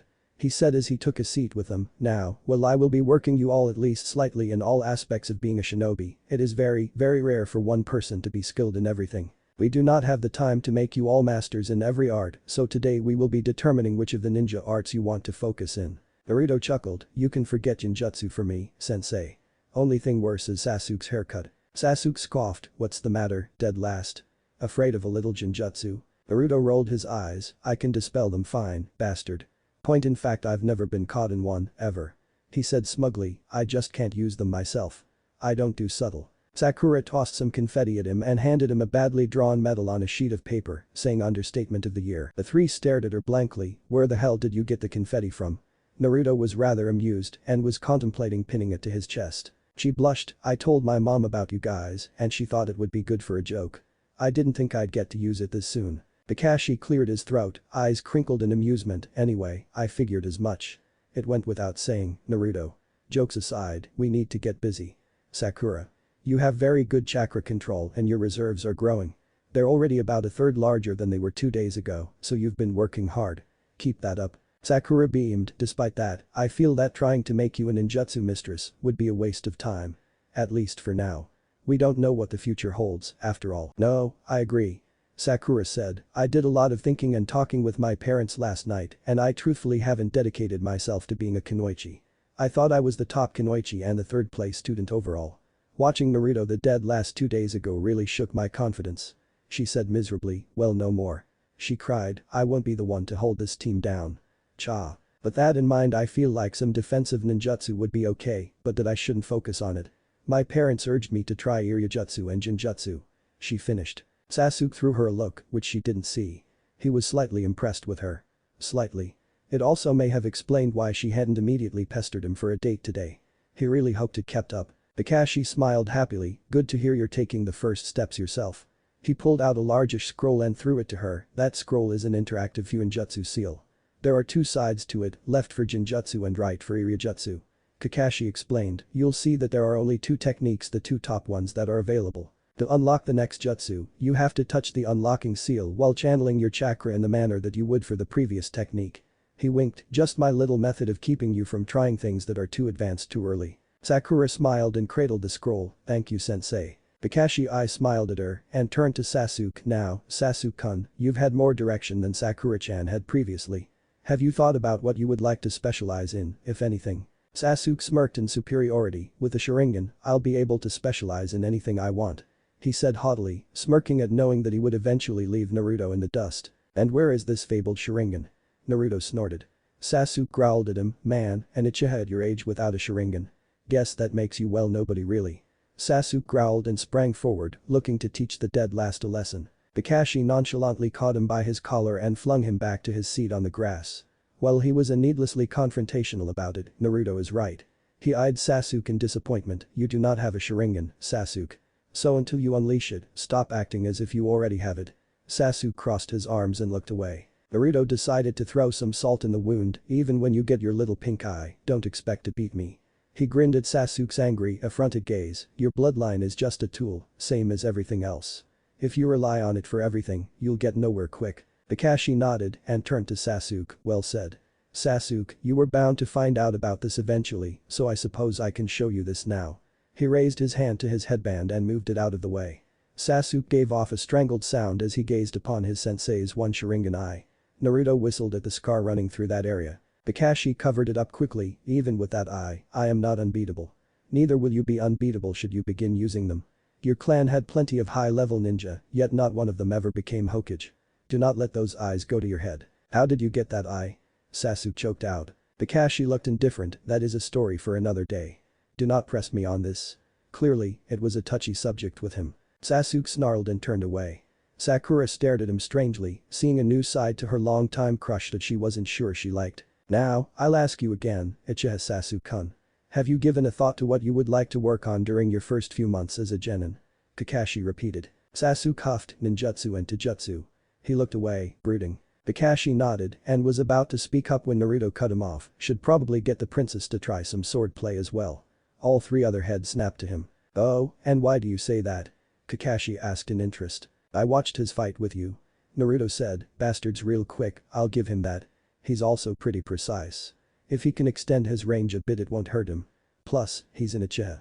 He should have enough money lying around to afford a real good blade and he might even be able to run some ninjutsu through it. Sasuke was looking intrigued and smiled a bit, not a bad idea, dead last. Naruto grinned and tipped his head at him, no problem princess.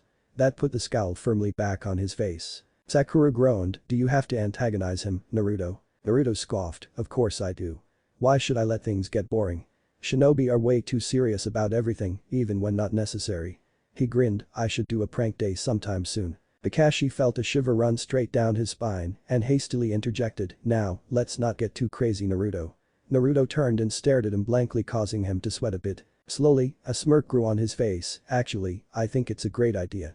He eyed Kakashi slyly, hope you have better locks this time, Inu. Kakashi cringed and started weeping inwardly. Kakashi coughed and turned to Sasuke, so, ninjutsu, taijutsu, and kinjutsu. Not a bad list. See if you can find yourself a good sword, Sasuke-kun. The boy nodded, actually excited for once. He was handed a scroll himself, this one filled with ninjutsu techniques. Now, how about you, devil child? Naruto laughed happily at that, determined to milk this for all it's worth before I get you, scarecrow. Kakashi nodded resolutely, alright then. Well ninjutsu would be awesome with my chakra reserves, I'm thinking they're not really appropriate for now. My chakra control is real shit and I'd probably be limited to wide area or highly destructive techniques that would not always be appropriate. So for now, I'll pass on ninjutsu. He had a glint in his eye, for now. With that in mind, my main goal is to make my taijutsu not suck. I'd like to get a weapon as well, but not a sword. So for these first few months, I would say chakra control, taijutsu, and fuinjutsu. Kakashi nodded, making a mental note to somehow throw Naruto at Jiraiya-sama's general direction, first chance he got. Seal masters were very rare. Good seal masters were even rare. Alright, not a bad list either. Why not a sword though? Naruto shrugged, never liked them. Well, if you're sure, I won't argue. He started chuckling ominously, now, I was going to help kick your taijutsu into shape, but since you're going to target your poor frightened sensei on prank day he trailed off, I'm going to be too busy looking over my shoulder in fear you see. Naruto stared at him with narrowed eyes, you just doubled your dose. A shiver ran up Kakashi's spine, oh, now what will I do? He wailed dramatically, my own cute little student has it out for me. He took out a sheet of paper as well as a scroll with various chakra control exercises and fuinjutsu concepts he believed Naruto was probably starting to learn and handed it to Naruto, well, since I will be too busy hiding, if you want taijutsu help you'll go to the East Shinobi Complex and follow the instructions on that paper. Naruto took it, a challenging grin on his face, this means war, scarecrow. Kakashi feigned deafness, well, I will be gone for the next week. I have a mission of my own to complete.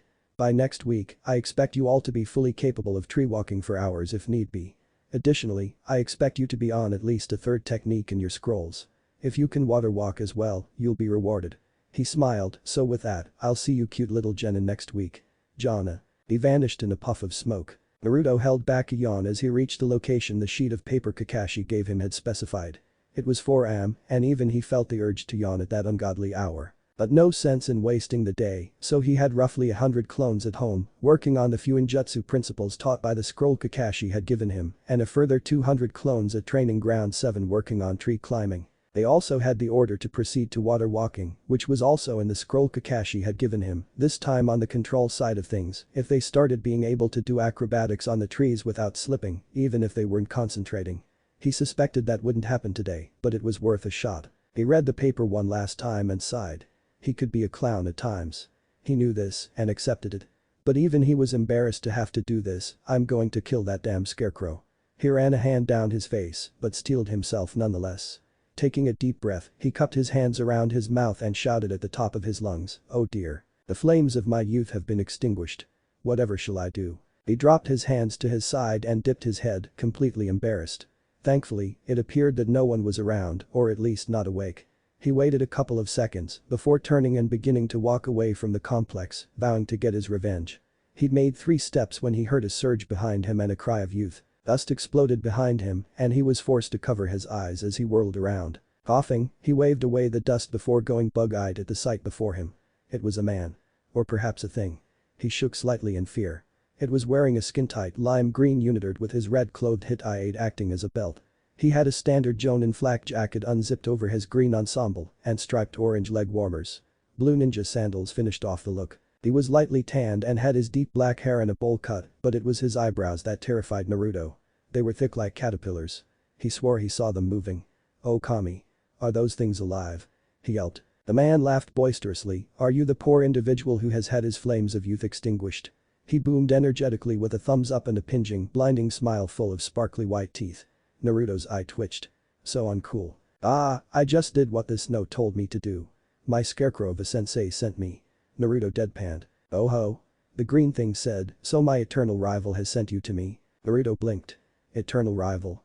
Eternal rival. The thing looked crushed. "Curse you Kakashi," the man thought to himself, a fist shaking in front of him. "Ho, so my eternal rival did not mention me? How rude." Naruto blinked. His eyes were closed for a few milliseconds at most. The man was gone. Naruto's eyes widened as he realized the man was now behind him. 43-43 is our current record. Naruto whirled around to stare at the man. Holy fucking speed, he thought to himself. That had just been movement. Not even chakra-enhanced movement. What the hell was this guy? The man smiled. "My name is Mido Guy, and I am Konoha's sublime green beast and premier Taijutsu master." Naruto grinned. "Taijutsu master, huh?" I grinned. "That is correct. I am a master of dozens of styles of hand-to-hand combat. I suppose that is why Kakashi sent you here, is it not?" "Yeah, he had a mission and he wanted me to start learning a style that would fit me. He thought you could do a better job of it than him." That seemed to be the correct thing to say, as Guy seemed to visibly get pumped. "Excellent." He bellowed. "Then to start, we shall warm up. 100 laps around Konoha to start. And if we cannot complete that, we shall climb the Hokage monument with boulders tied to our backs 100 times.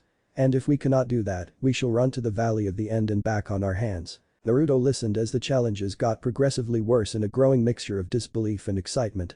"Now. Explode, my youth." The madman took off at a good clip. Naruto shook his head, but he was grinning. "Someone after my own heart, I guess." He took off as quickly as Guy, hoping to catch him. "Whoa, it's been a while since someone actually managed to keep up with me." Guy exclaimed loudly as the two arrived in Training Ground 9. Naruto was slightly winded and breathing a bit harshly, but even as Guy spoke he was regaining his composure. "That's my line, Guy-sensei." I grinned brightly. "Excellent, my young pupil. Now that our fires have been stoked, what seems to be your issue?" Naruto grinned back. Weird he may be, but the man sure seemed like he knew his stuff. Plus, he was even less winded than he was. An impressive feat in Naruto's mind. "Well, to put it as simply as possible, my taijutsu is ass. Absolute garbage." I frowned. "I see. You are a fresh graduate, correct?" Naruto nodded. "That's right. The academy taijutsu was completely unsuited towards me and they don't teach anything else at that crappy academy. I even asked if there were other styles I could try out and they just waved me off and told me to go practice the standard style. They're so set in their ways it's ridiculous." I sighed. My precious student Lee had much the same problem. He had no talent in any of the ninja arts during the academy. He smiled. Today he could teach taijutsu to the instructors. His determination and will caught my attention and he flourished under my goken. He eyed the young teen in front of him shrewdly, let us see if you show me the same. He looked the boy up and down, you are strong. He said, more muscled than I or Lee. How strong? Naruto smiled and walked over to the largest tree he could see. He flung his arms around the trunk, fingers impacting harshly enough that they dug into and fractured the bark. With a grunt of exertion, Naruto thrust forward. The tree groaned as the ground cracked and strained as it was uprooted. It creaked and groaned as it tumbled backwards and came to a halt with a thunderous crash. Naruto smiled as he threw it onto his right shoulder and carried the massive log back to Guy, who was grinning, excellent. He yelled, we were needing some new training posts. Naruto gave him a thumbs up with a chuckle, a great display of your strength, and I do have a feeling that I have not seen the full extent yet. Naruto whistled innocently, it is quite rare for a student fresh out of the academy to have muscles and strength as developed as yours is. I can see that you handle your own conditioning quite well. Your youth needs no encouragement to burn. His teeth pinched, but how about flexibility? How dexterous are you? How acrobatic are you? Naruto laughed, I'd hate to disappoint. He lifted his right leg straight and brought it clear above his head. He didn't so much as wobble as he stood on one leg, the other pointing almost 180 degrees in the opposite direction. Then, he swung it down rapidly, hopping with his right leg. His momentum carried into an easy front somersault and he landed nimbly. I blinked before smiling, oh, this is going to be quite fun. Sakura was sitting cross-legged on her floor, eyes closed. One of the most important things for Iryujutsu, or so the scroll had claimed, was the ability to focus even under extreme pressure or very nasty situations. The first scroll in the set Kakashi had given her had made it very clear that the life of a ninja was not glamorous. She could very well end up in a situation where someone precious to her was ripped open, hemorrhaging vital body fluids all over her. She had to be either prepared for such an occasion or able to ignore it to make the correct life-saving decisions. She had to be capable of entering a state of calmness so that she would not panic. To that end, she had taken up meditation. It was difficult, but Sakura was nothing if not determined. It had taken her days to even be able to reach a state of calm, but maintaining it was harder. She could only keep it going for a few minutes at most.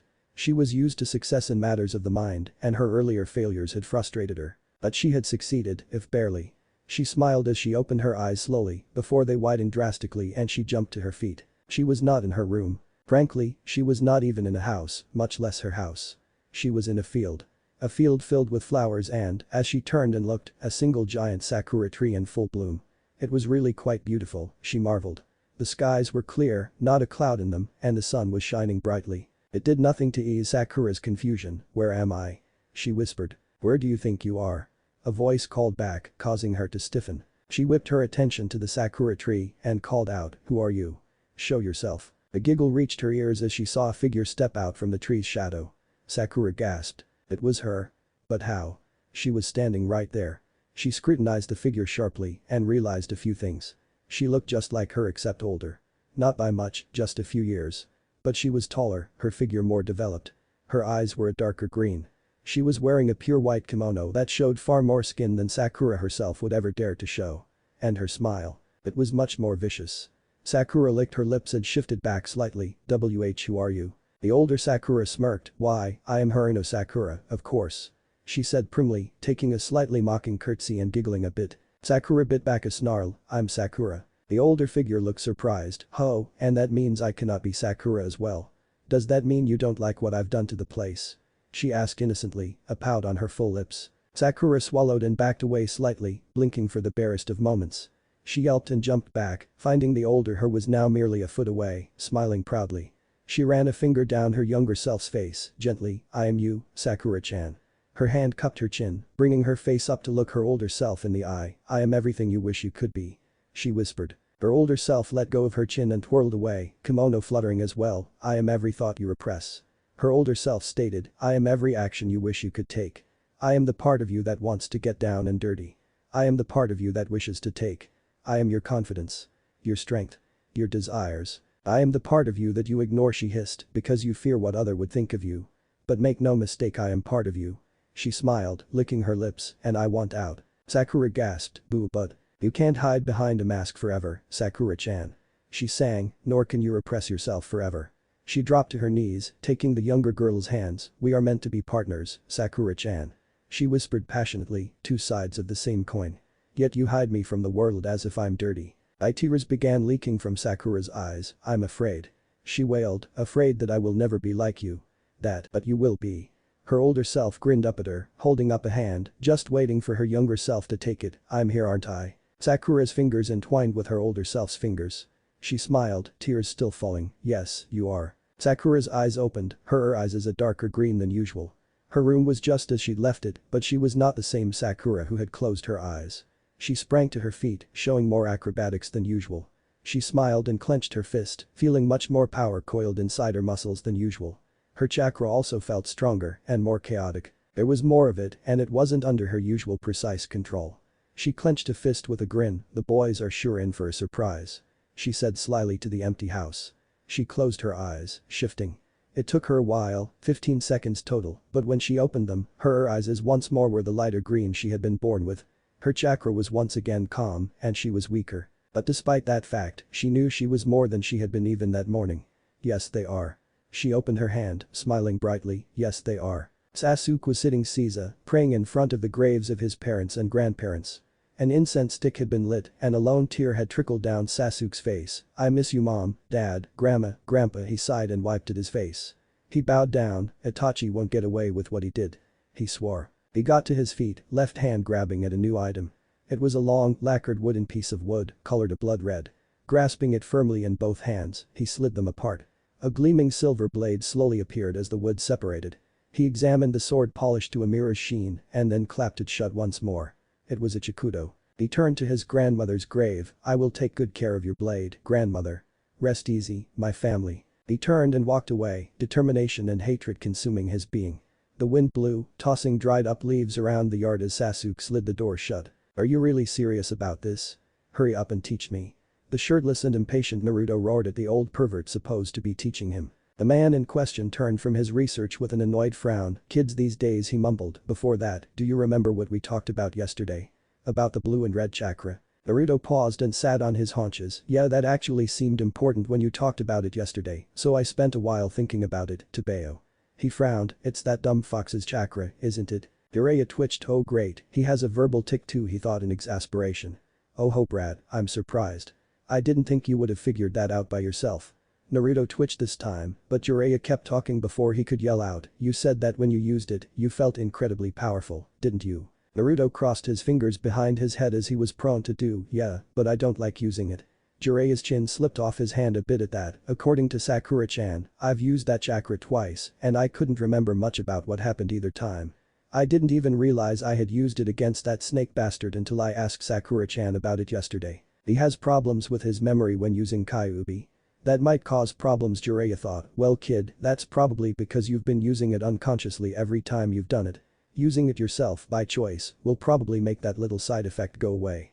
After all, with that overwhelming power, we'll be able to bypass control for now. I'll be teaching you that, and to do it, I'll teach you to summon toads. He grinned, awaiting the exclamation that was sure to come. He was disappointed. He looked down and saw Naruto with a grimace on his face. He was rubbing his non-existent chin hair, apparently in deep thought.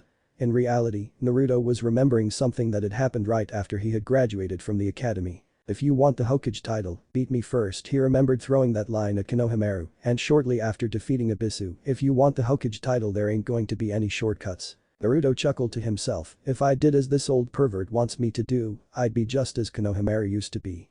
Like how Naruto faced his new teacher, determination in his eyes, and simply said, no. Jiraiya's eyes widened. What do you mean no, kid? Don't you want me to teach you how to summon? Oh, I definitely want to learn that. It's using the fox's power that I'm saying no to. Naruto crossed his arms and stared at Jiraiya defiantly. Jiraiya actually growled, don't be so stubborn brat. He yelled, but Naruto didn't flinch. Don't you know what kind of power that could give you? That chakra increases your speed, your reflexes, everything. This power was given to you. It shouldn't be wasted. What good is any of that power if I still can't win? If it was as great as you say, shouldn't I have wiped the floor with that snake bastard? Naruto asked rhetorically, you're talking like I'm supposed to rely on it. He glared at Jiraiya, fuck that you old pervert. Any idiot could do the same thing that snake bastard did and just seal that power. Then what would I do? He looked at the floor. I train every day, but everyone still says I suck. I don't get any of that brainy shit others do. I know I'm not that smart but I still try my damn best. There aren't any shortcuts on the path I'm on. His fists shook as he clenched them. I'm going to be Hokage. He yelled out, looking up at last. What kind of Hokage has to rely on another person's power? For a second there, Jiraiya saw two people very important to him superimposed over Naruto, as he practically shook with the force of his determination. "Well, I'll be," he smiled. "Your parents would be very proud of you, you stupid idiot." His smile widened. "No shortcuts, huh brat?" Naruto stood again. "That's right. I won't use that damn fox's power for anything other than to back up my own. I want to get strong, myself." His eyes were shining, causing Jiraiya to let out a full belly laugh. "Geez kid, I promised myself I'd never be doing this again." "Damn brat." Jiraiya stood as well. "No shortcuts huh? Don't want to take the easy way out then brat? I wonder, you have all of that bravado, but can you back it up? Can you actually handle the hard way?" Naruto growled. "Damn straight I can." He smirked. "What kind of Hokage would I be if I couldn't?" Jiraiya laughed again. "Well then brat, you've convinced me. Are you prepared then? Said your last prayers? Ate your last cup of ramen? Are you prepared to follow my orders? Are you prepared to be trained into the ground every day for the next month?" Naruto didn't back down. "Once we begin, you're my apprentice and you ain't getting out of it. If you give me even a hint of wanting to back down, I will beat your ass into the ground and make you stand up and continue anyway. Give up on making me give up." Naruto shot back. Jiraiya twitched, once again seeing images. "This brat is going to be the death of me, spouting off one-liners like that. Especially that one." He chuckled. "Alright then kid, it appears that the gallant toad sage Jiraiya will be taking on an apprentice once again. One last time." He grinned and ruffled Naruto's hair. "Wah." Naruto felt the air leave his lungs as a fist drove itself into his sternum and gasped. He attempted a roundhouse, fighting through the pain, which Jiraiya simply hopped over. He ducked under the returning fist, breath already back, and jumped away from the fray. "Kage Bunshin." He yelled out, forming the familiar seals. Another Naruto formed quickly and transformed into a giant shuriken. Naruto spun and launched it at his teacher, who simply laughed. He blurred out of sight and drilled Naruto into the ground again. "You're getting better brat. Faster too." That was a flawless transition. "Last week you dropped the shuriken when you tried that. Your Taijutsu has improved as well, though that isn't saying much." Jiraiya commented absently, resting his foot on the panting Naruto's chest. Naruto snarled and tiredly slapped at his foot. "Shut it Iro-senin. I still haven't even touched you. And fuck you. I was ranked 4th in the academy in Taijutsu." Jiraiya laughed. "Brat, if you could touch me as you are, I'd retire." "You've got a ways to go before landing a hit on Jiraiya-sama." Naruto growled as his breathing evened out, but he was still too tired to rise from his nice comfy crater. "And if you were 4th best, that's more an indication that your class sucked than that you were good." He cackled. "You probably just outlasted the rest of them with that monster stamina of yours and your old brawling style." Naruto swore, so he chuckled again as he lifted his foot. "Don't worry too much brat. You sucked because that Taijutsu style was way too incompatible with you. You don't think like most people do, which is a good thing. You come up with your own ideas, you're unorthodox. You need to come up with your own style to use that fits you. You need to take the various strikes and grapples I've taught you and make up your own style that only you know how to use.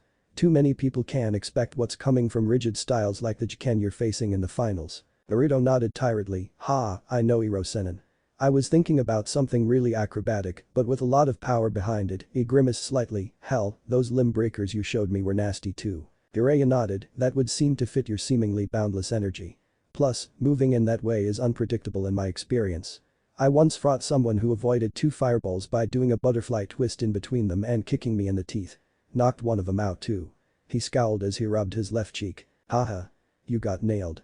He laughed, even though his ribs hurt from doing it. "And that can so be taken the wrong way, brat." Naruto glared, so he grinned cheekily and wiggled his fingers at him. "Maybe I should give you some extra incentive and force you to use the jutsu again." Somehow, Naruto found the energy to spit a fireball at him. A tiny one, but it was one all the same. "So, you appear to have a bit of talent for the fire type, at least. To be able to manage a fireball after only a day is a bit impressive. What else have you figured out?" Naruto grinned, despite his exhaustion. "Haha, that clone trick you taught me is so awesome. I can't believe I never noticed before." "Doesn't really surprise me. You've never really used them outside of a fight that you're not personally participating in as well. Not to mention the fact that most of them would get dispelled immediately." Jiraiya chuckled. "It all probably just blended together in your head. Now, jutsu. The wind ones and the earth ones were awesome. I got those 2 done in an hour." He crowed. "The lightning one was the hardest really." He pouted outrageously over the fact that he really sucked at lightning jutsu. He was really looking forward to them too. The water and fire techniques were easy compared to it. He was extremely proud of himself for that particular accomplishment. "Very nice brat." He laughed. "Surprising little munchkin, aren't you? I didn't think for a second you'd be able to figure out jutsu from 2 of the elements, much less all of them. I wonder what your actual affinity is." He trailed off, muttering to himself. Naruto got his playful haughtiness back. Well, I am damn awesome Hiro Senin. And what do you mean affinity? Jiraiya rained on his parade, still haven't landed a hit on me, you know. And as for the affinity, Jiraiya rubbed his chin, wondering if it was too soon for that particular lesson. In the end, he just shrugged. Your affinity is basically the element you'll have the easiest time learning.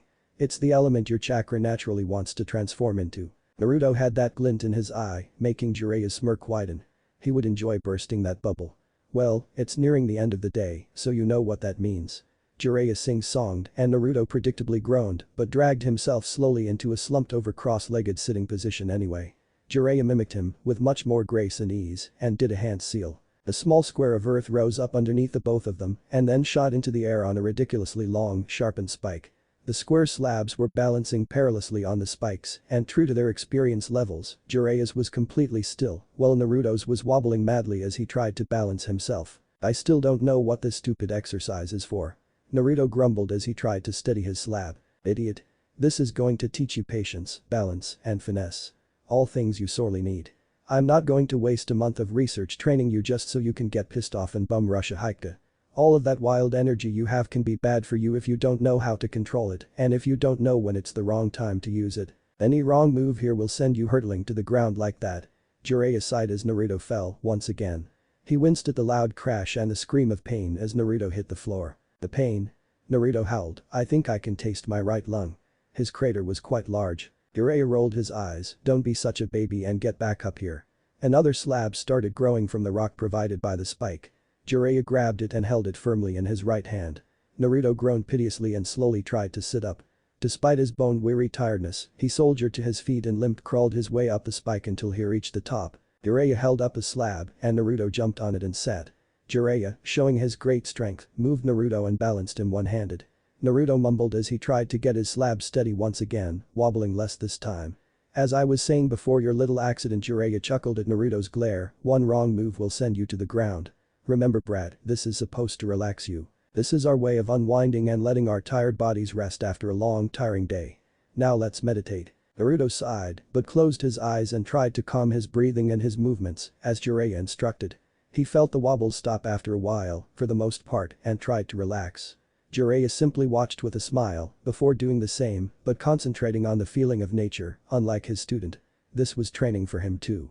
After all, he never did master Sage Mode completely. Jiraiya watched, still impressed by his student's chakra capacity despite having seen it in action so many times. Naruto had just created about 250 clones, an absurd amount by any standard except his own. He shook his head, almost in disbelief. Alright Brad, I want 50 clones for each of the 5 techniques I showed you this morning. Afterward, when they each have almost run out of chakra, I want all of them to come together and try to work out ways to use these techniques creatively. Any idiot can launch a fireball at someone, just like any idiot can be dodged. Use that brain I know you have in there somewhere. He laughed at his apprentice's harsh glare. So, think like I did with the shuriken then? Naruto asked. Jiraiya nodded, well, you heard him. Get going. Naruto roared at his snickering clones. Jiraiya laughed, only you, brat. Only you could make perfect clones and have them disagree or laugh at you. Naruto scowled, yeah, so what's next Hiro Senin? The man grinned as he took a kunai from his seemingly out of thin air, now we'll be doing a little something I like to call not dying. He lunged at a cursing Naruto, intent on dragging a kunai down his arm. Fuck you, pervert. A panicked Naruto screamed as he dodged, removing his own kunai, 3 in each hand. Remembering what Sasuke had done in the forest during the second exam, he launched 4 into the air, each succeeding one a bit lower than the preceding one, and kept the last 2 akimbo with reverse grips. He swung his right arm, and the 2 kunai clashed with a loud clang. He spun and threw a half-moon compass kick.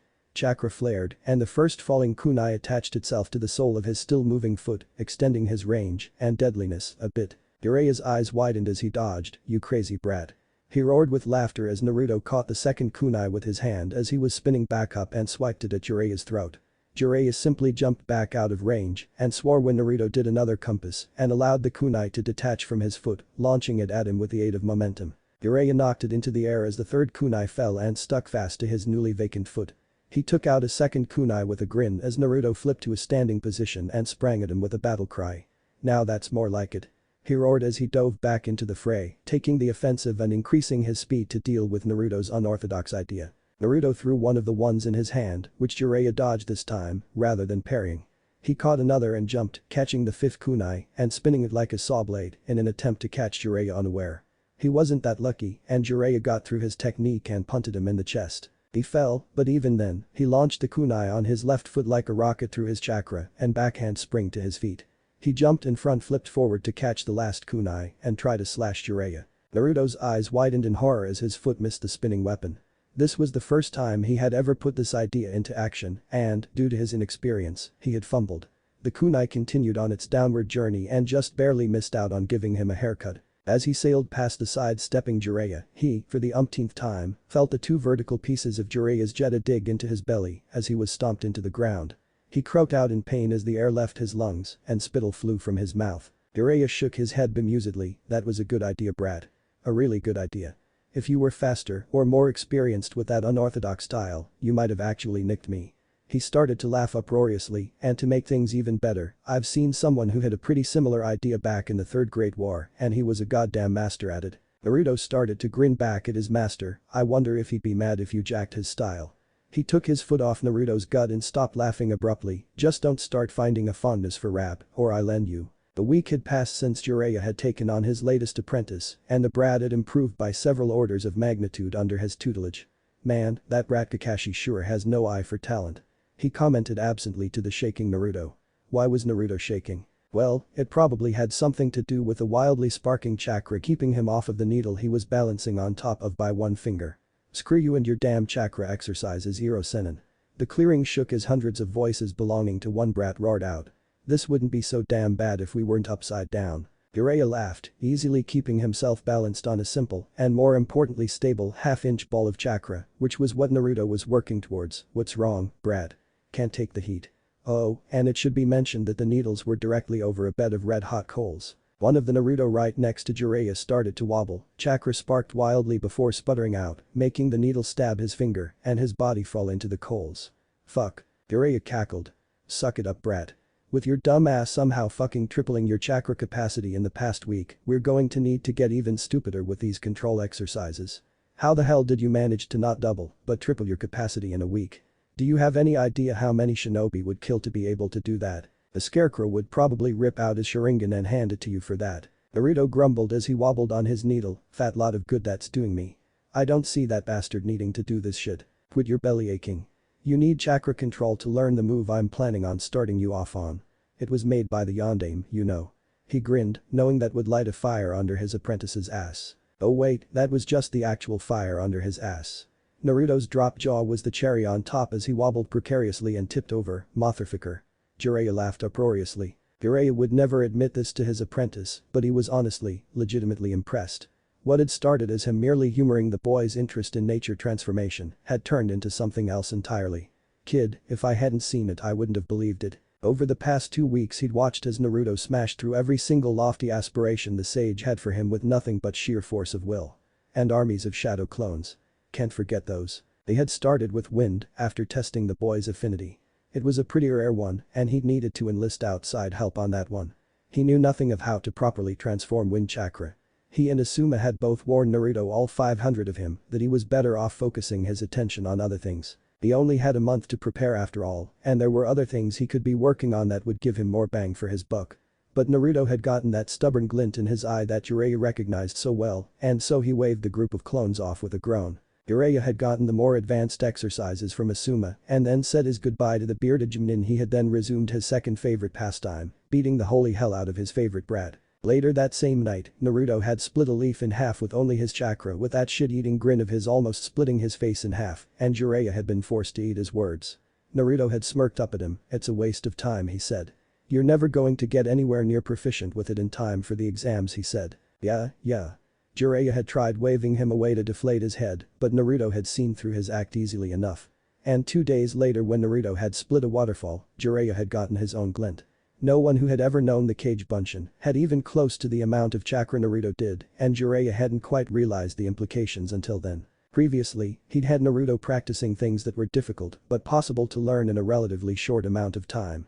Even without his clones due to Orochimaru's seal, Naruto had become proficient in water walking fairly quickly. His clones had merely been speeding things up. Nature transformation was different. Even the best ninja needed years to make progress there. It was one of the most difficult shinobi practices and one that most only took on after making Jinin. Naruto and his 500 clones Jiraiya really had to stop and wonder every time he thought of that number, for it was truly absurd, had compressed 2 years and some changes worth of training into 3 days. That was when it had truly clicked for the tall, white-haired man. His godson was going to be the strongest shinobi in history and he'd be dragging the brat there kicking and screaming if he had to. After a good night's rest, Jiraiya had sat the boy down and started him on his next best transformation. Fire. Alright brat, so you got wind transformation down. You make sure you keep practicing it because you're by no means a master at it. Naruto had nodded sharply. Now, we're going to work on fire next, because now that I know how sage blessed your stupid chakra reserves are, I'll be damned if I don't push you to the breaking point and beyond. Bring it on, pervert. Naruto smirked. Now, the first step to fire transformation is to burn a leaf. He got a deadpan look, so Jiraiya shrugged. What? We live in Hai no Kuni and Konohagakure. We have an abundance of the damn things. If we were in Mizu no Kuni you'd probably be learning to boil a cup of water instead. Or something. Anyway, burn the leaf by tonight you damn brat. I'm going to go do some research. Boy. Get back here, you damn pervert. Naruto had screamed futilely at Jiraiya's outline, at least give me a jutsu to learn damn it. By the end of that week, Naruto had learned fire and earth transformation, which was what led to today. Alright brat, I'll bite. Jiraiya said dubiously, what the hell are you doing? Naruto again had hundreds of clones sitting around the clearing, but this time they were paired off rather than practicing on their own. Naruto blinked, losing his concentration. Both he and the clone he'd picked as his partner sat back with their palms on the dirt. What was that Iro-senin? A tick mark appeared over Jiraiya's eye, getting ready to kick your ass from here to Suna you damn brat. I asked what you were doing. Oh, well why didn't you say so? Jiraiya let out a strangled sound. Anyway, I'm trying to make lava. No luck so far though. He pouted outrageously. Jiraiya's jaw dropped and his eye twitched. He even had a bit of snot dribbling from his nose, then he twitched. Pffffffffffffff.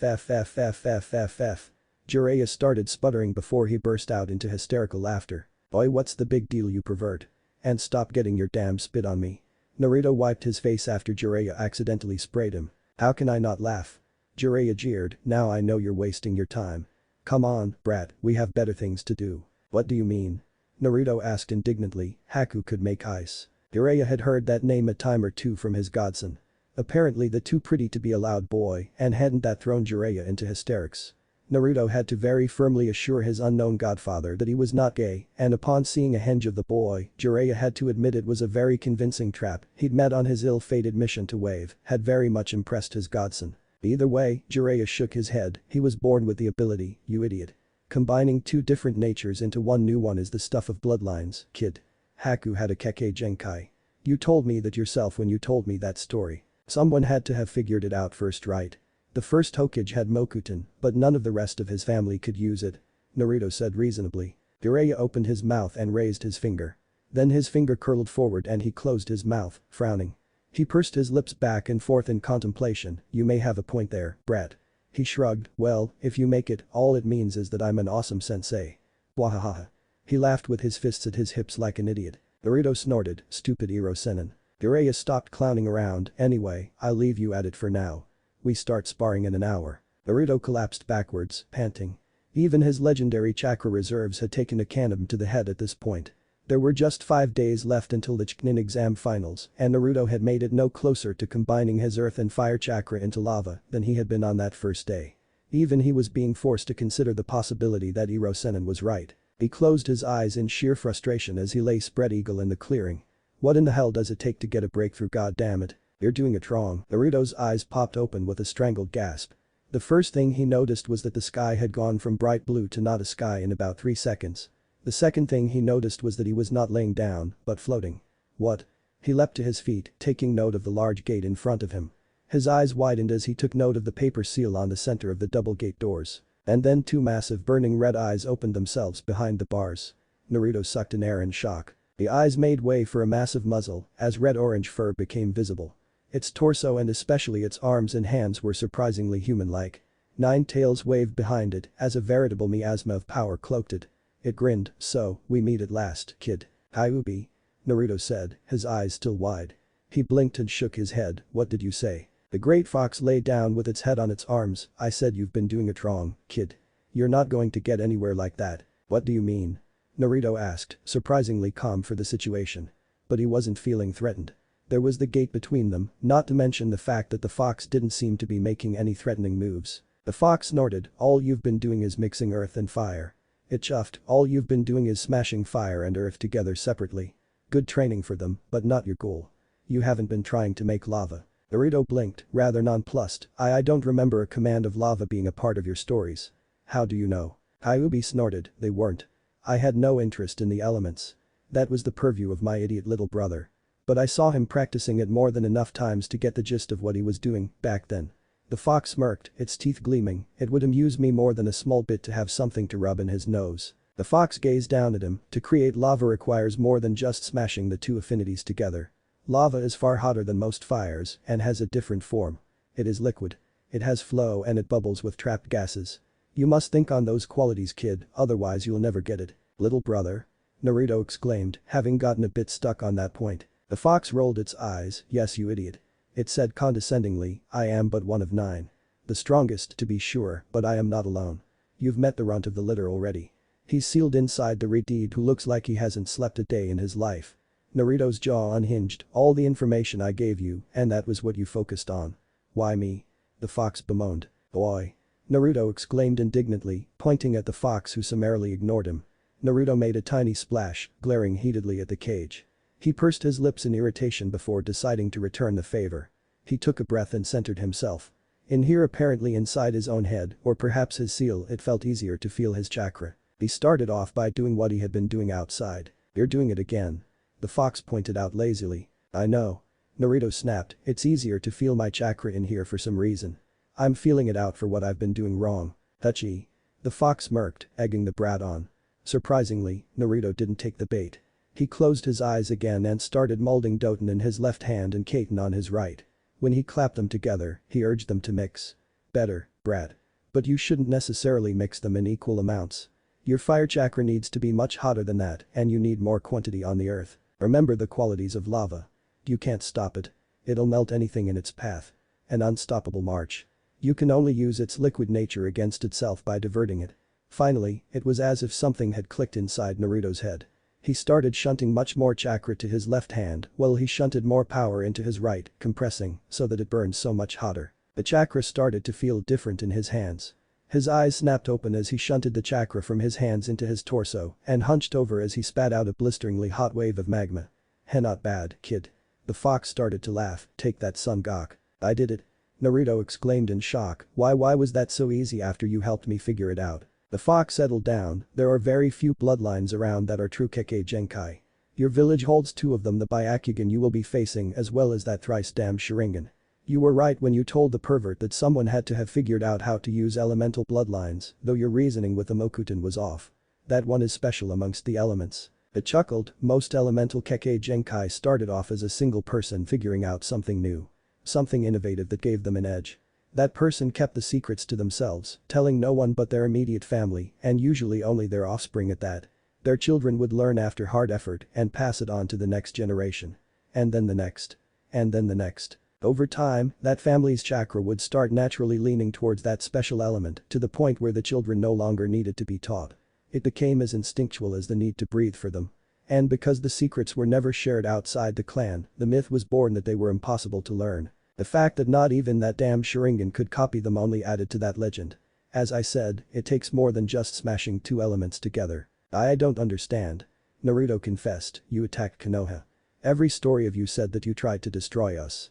That you were a beast. But you clearly are more than that. Why are you being so helpful? The Kyuubi was silent and closed its eyes. Naruto stood there, waiting for a response. He actually waited so long that he started to think the fox had actually fallen asleep. I'm tired, kid. The fox rumbled finally, it's been almost a century since I've felt the sun on my fur or enjoyed a breeze. For centuries me and my siblings have been hunted by you damned monkeys to be used as weapons, as if we're mindless beasts. Naruto started to feel an actual wave of anger from the previously calm fox. We were created by a man so far above you, it is like comparing an ant to a mountain. He and his brother were the very first of your kind to be born with chakra. He stopped the rampage of the Juubi, my progenitor. He ripped all of the chakra from it and sealed it into himself. He even created your moon as a prison for its husk. He was the Rikiden Sennin. Naruto stared at the fox, utterly slack-jawed. Why couldn't Iruka's history lessons be like this? Wow. Kyuubi snorted, indeed. Even when he was dying from old age, he still had enough power to split the Juubi's chakra into 9 parts and give them life. And so the Bijk were born. He told us of his desires and his dreams. The fox had a faraway look in its eyes. With his powers and abilities, he could have utterly dominated this world and subjugated the population. But he never wanted that. All he wanted was for his fellows to see the hearts of others. For there to be peace amongst you.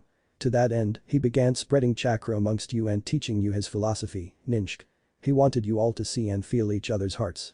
So that you could connect to each other. So that you may gain understanding of yourselves. Naruto was utterly entranced by the fox and did not notice it get even angrier. Father was not even a corpse yet when you damned apes weaponized his beliefs and started fighting amongst yourselves. Naruto let out a gasp as a powerful blast of wind knocked him clean off his feet and onto his back. He groaned, having not been expecting that at all. The fox settled down, centuries of war passed, and we Bijk grew angry as more and more of father's teachings were defiled.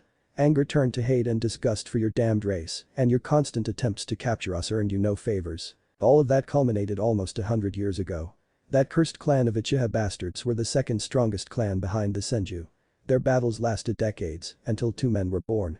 Senju Hashirama and Uchiha Madara. Not even Naruto was ignorant enough to not know who those 2 were. Inexplicably, after centuries of fighting amongst themselves, the 2 of them came together to create the first ninja village. They were so successful that almost every single country followed in their footsteps. For a time, even I thought that maybe, just maybe, father's dream would become a reality. Naruto looked down sadly, knowing this story at least. The fox's words were striking a chord with him. It didn't last. No. It didn't. That clan of betrayers could never sit still for too long. Madara betrayed his village and tried to destroy it. He did so by using his unnaturally powerful Sharingan to ensnare me and put me under his control. Under him, I truly was a mindless beast baying for blood.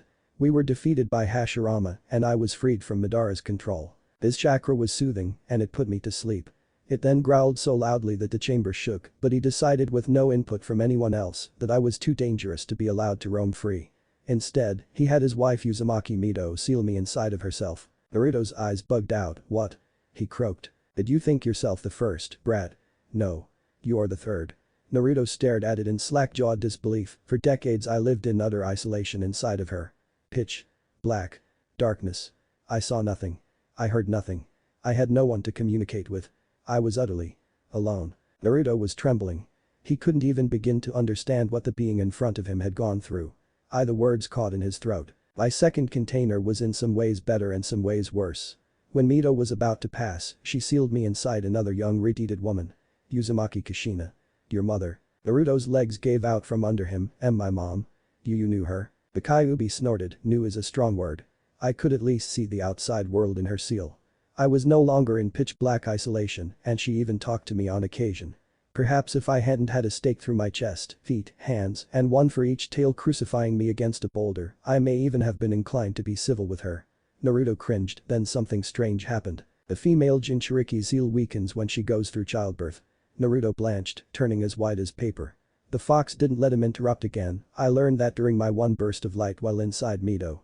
With the yondaime there and considering his expertise, I should have remained confined. With that man there was zero chance of the seal breaking. But for some reason, it did. Instead of remaining confined, I found myself in the outside world for the first time in decades under another fucking Sharingan illusion. You got to be shitting me. Why is that stupid pink eye so dumb? How can it control even you? Naruto growled. It originated from father's thrice damned son. The damn thing practically has a backdoor into our minds.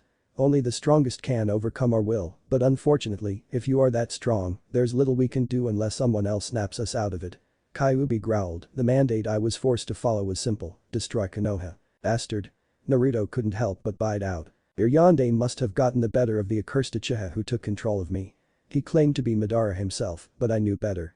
His control faded from me, and for the first time in almost a century I was free. It roared again, its tails beginning to wave excitedly and smack off the walls, making the chamber shake. Naruto drew back and put his arm in front of his face to keep the spray from hitting him, as well as keeping him from being blown away. Finally, it stopped and Naruto peeked at the fox. The excitement was gone and it just looked defeated, and that was when I made my worst mistake. I forgot all of father's teachings. I forgot the reason his 2 sons started fighting and kicked off centuries of bloodshed. All I wanted was revenge on the bastards who had locked me away and threw the key away. I could have left. Could have been free. But instead, I gave into my hatred and continued rampaging. And now we find ourselves here. I'm once again sealed away after a brief spot of hope, and this time I don't even have the privilege of being whole anymore. Your yondaime took my yin half with him. The fox just sounded bitter. The most bitter Naruto had ever heard anyone sound in his entire life. That's why your chakra control is so shit, brat. You get my chakra filtered into your own via the seal, but you only get yang. You're unbalanced. Just like me. It raised a paw. I was twice the size I am now before your yondaime stole half of me away. Naruto stalled out, really don't know what to say. What can I say that wouldn't sound stupid? HMPH. Kikbi snorted, not much to say, is there? Nothing that wouldn't sound like an empty platitude. It sighed, at least I'm not staked to a rock this time. Do you get to see outside of me? He asked curiously. I do. Kikbi stared at him. Better if you use my chakra, obviously. Then here's a promise. Naruto said, if I meet the asshole who keeps enslaving you, you can watch me beat their ass. He pounded a fist into an open palm. Kikbi stared at him for a moment before it burst out laughing, shit kid, you can't even beat the old man. Naruto scowled, but hey, a busted Sharingan is a good Sharingan. What the hell?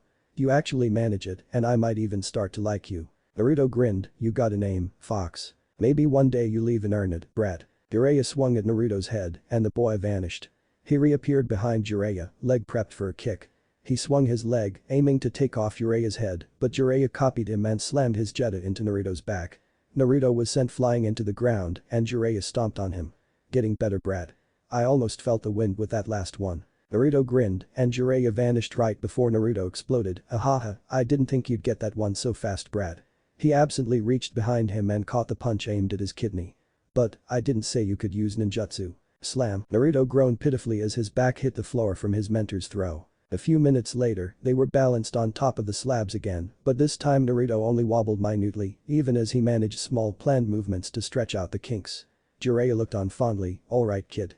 I've shown you how to fight, I've shown you techniques, and I've shown you patience. Now, I need to tell you about your most important weapon. Your mind. What mind? Naruto snarked, so Jiraiya rolled his eyes. Don't sell yourself short, kid. Sure, I doubt you'll ever be able to decipher a really complex cryptogram for me, or really get deep into genjutsu, but you've got a good head on your shoulder for battle. He grinned, and from what I've heard, you're a king. Of pranks. He laughed at Naruto's shocked expression, remember this Naruto, because it's one of the most important things you'll ever hear from me. If you can make a ninja question himself, he will lose. If you get in an opponent's head, if you make them angry, if you make them doubt, you will have won your fight before it's even begun. Never reveal your full skill set if you don't need to. Everyone knows I'm the Toad Sage and one of the foremost genjutsu experts in the world, so they expect me to use techniques dealing with that. Everyone expects me to use a fire attack combined with a toad oil bullet. Not many know that I can bury a 10-story building in a swamp with ninjutsu. Practically no one knows that I can demolish platoons of ninja with a simple E-rank jutsu. Hell, I got information out of reasonably seasoned enemy ninja by tickling it out of them. Naruto laughed, so he paused. He waited until he had his apprentice's full attention again and chuckled himself at the memories. Everyone knows that I go crazy over women, so they all expect to be able to get me out of the way by using that against me. He laughed, the last fool who tried that not only paid for my very pleasant time with 10 young, beautiful ladies, but took a kunai to the gut by a ninja who he expected to be completely distracted with whoring around and drinking sake. Naruto grinned at that, now, remember this. Always make them underestimate you. If they're cocky, they'll make mistakes. If they're angry, they'll make mistakes. If they're afraid, you can be damn sure that they'll make mistakes. Prank them. Show them one completely obvious technique so that they'll never know they were fighting a clone the entire time. Throw a single shuriken so that when they prepare to dodge, you'll either multiply them into a wall of death or release your henge and stick a kunai in their forehead. Get in their heads. Get them with a technique once and then fake them out and watch as they jump around wildly trying to avoid non-existent techniques. Let them think they've won and then come out and crush their dreams and their bodies. Can you really take out full platoons with an E rank? Naruto asked. Jiraiya laughed the hardest he'd seen in days. When I was a kid, I invented a jutsu that would turn my body transparent so that I blend in with any surface. I used to use it for peeping, of course. He cackled, much to Naruto's chagrin, hell, I invented it for that. It's E-rank because of its chakra requirement or lack thereof, and that a tap will make it fail, and you can't use any chakra during it, or any idiot will know exactly where you are. But none of that matters if you walk right into an enemy camp in the middle of the night and drop off a stack of annihilation-grade explosive notes set with a 5-minute timer. He grinned at his godson's look of awe. Naruto tore the meat off of the chicken leg he was eating hungrily. He was already on his 15th one, which gave Jiraiya a bit of pause as he reached for one of the fish held over the crackling campfire. Where the hell do you put it all, Brad? Naruto simply shot him a deadpan look. You haven't let me eat anything since last night, you perverted bastard. Jiraiya laughed and leaned back, staring up at the full moon with a grin. Not my fault you suck so bad. Naruto shook his fist at him angrily and Jiraiya laughed again. They sat in companionable silence for a while, the only sound being the crackling fire next to them and the munching of food. Naruto finally had his fill of food, so he lay back as well, hands behind his head. Nah, Iro-senin, you going to be watching me kick ass tomorrow? Jiraiya grumbled a bit. I still say you shouldn't call me that, brat. Naruto only smirked at him. I would, but the old man asked me to take care of something important for him. He trailed off as he noticed the smirk fall from his apprentice's face and sadness overtake his eyes. Oh, Naruto looked away, hating the way his voice sounded so weak at that moment. Jiraiya clapped his hand on Naruto's shoulder. I'll send a clone, brat. I really wanted to be there to watch you win that tournament, but I still have to follow orders. He smirked at his downtrodden apprentice, but Sarutobi-sensei is insane if he thinks I'll miss seeing you stomp the Hokage brat into the ground. Naruto smiled a bit, and don't worry brat, when all this is over, I'll be teaching you a very powerful new technique. Naruto laughed a bit, thanks Iro-senin. Just remember, if you do anything that costs you that vest, or, kami forbid, lose, I will make you regret it. Jiraiya paused, and Naruto watched as something flashed in his eyes. One more thing brat, I can't tell you why, but be extremely alert tomorrow. What, more than usual? Why? Naruto questioned. Drop it brat. I shouldn't have even mentioned it in the first place, but I did. Remember, keep 3 eyes open and your ears to the ground. He ruffled his blonde hair, now sleep. Naruto didn't even have time to protest as he passed out. The couple people in the stadium stand were getting ready to pull out their hair. Arg. Where are they? Sakura screeched. There were only a few minutes to the start of the final exam, and not only was Naruto missing, but, more importantly, so was Sasuke-kun. Divot up forehead. Ino chuckled, it looks like Mr. Hokage got scared and isn't going to show up to fight that Hokage kid. Sakura shot her a glare, which was ignored. It's too bad. I was actually looking forward to the fight. Naruto looked so serious back then in the preliminaries. Sakura held her tongue and looked down, studiously ignoring her old friend. Down in the field, Neji was smirking arrogantly. Looks like Uzumaki has acknowledged his fate as a loser. He won't show up. Most of the other genin gave the arrogant Hokage disgusted looks. Up in the stands, Sarutobi was greeting the Kazekage, who also commented on the missing shinobi. Well, it seems that there are only 6 there. He took his seat. I'm not surprised that Uzumaki-kun isn't here. He is facing a Hokage after all. His haughty tone angered Sarutobi, but he held his tongue. But that Uchiha-kun is missing surprises me. I had hoped to see him fight Madara. Sarutobi sighed. I guess it can't be helped for now. After all, their sensei is Hada Kakashi. He tilted his hat down. I had so hoped that they wouldn't pick up this habit from him, but I guess my wishes are in vain. But I'm afraid you are wrong about Uzumaki-kun. He grinned at his fellow Kage. There he is now. He stared at the sky before a large figure hopped over the wall. What? Sakura and Ino gasped as the figure rocketed towards the center of the stadium. It landed with a crash, throwing up a cloud of dust. What is that thing? Sakura exclaimed, to which Ino answered, it's so big. The surprised genin jumped back, even as Genma chewed on his senbon absently with a dull look in his eyes. Neji glared at the smoke cloud, having seen the figure on top of it right before the landing. The smoke cleared, revealing Naruto standing there with his arms crossed and a large smirk on his face on top of a rhino-sized toad that wore 2 katana on its back. He had changed his clothing style, wearing a black pair of shinobi pants that were bound to his legs by white and orange greaves and tied up by an orange sash around his waist. Like his teacher, he had simple wooden jeta on his feet with no socks and was also sporting a new sleeveless jacket, black with orange flames down the sides, which was zipped up to mid-sternum. He had a pair of arm guards that matched his greaves as well. Naruto stepped off the toad he was on, not bothering to uncross his arms. Never fear, Uzumaki-sama is here. He smirked specifically at Neji, and he's about to kick all of your asses. Ino had her jaw dropped, Sakura was blubbering, and Hinata's face was as red as a tomato. Whoa, he actually looks kinda cool like that. Ino muttered to herself. Beside them, Kiba was laughing. Looks like Naruto has some new tricks up his sleeves. He better beat that Neji for what he did to Hinata, or I'm kicking his ass. He studiously ignored the fact that Naruto had taken him out the last time they rumbled. Hinata poked her fingers together shyly. Gee, good luck Naruto-kun. Sakura finally regained herself and smiled. Good luck Naruto. She screamed down at him. He glanced up at her, surprise in his eyes. She's cheering me on, he smiled. Heh, looks like I'm already getting acknowledged a bit. He waved at her before turning to Neji as everyone else got off of the field except for Genma. Hear that Neji? They're cheering for me. He smirked, I don't need to say it again, but I will anyway, you're going down. Neji scoffed, losers like you stand no chance against me. He took his gentle fist stance, that is your fate. You won't be walking away from here. Denma stood between them, remember, there are no rules. You go until I say so, or until one of you forfeits and/or dies. Naruto waved him off confidently, and it won't be me. Neji scowled at his declaration. Very well, begin. Genma yelled. Naruto finally uncrossed his arms, you ready to lose Neji? Kage Bunshin.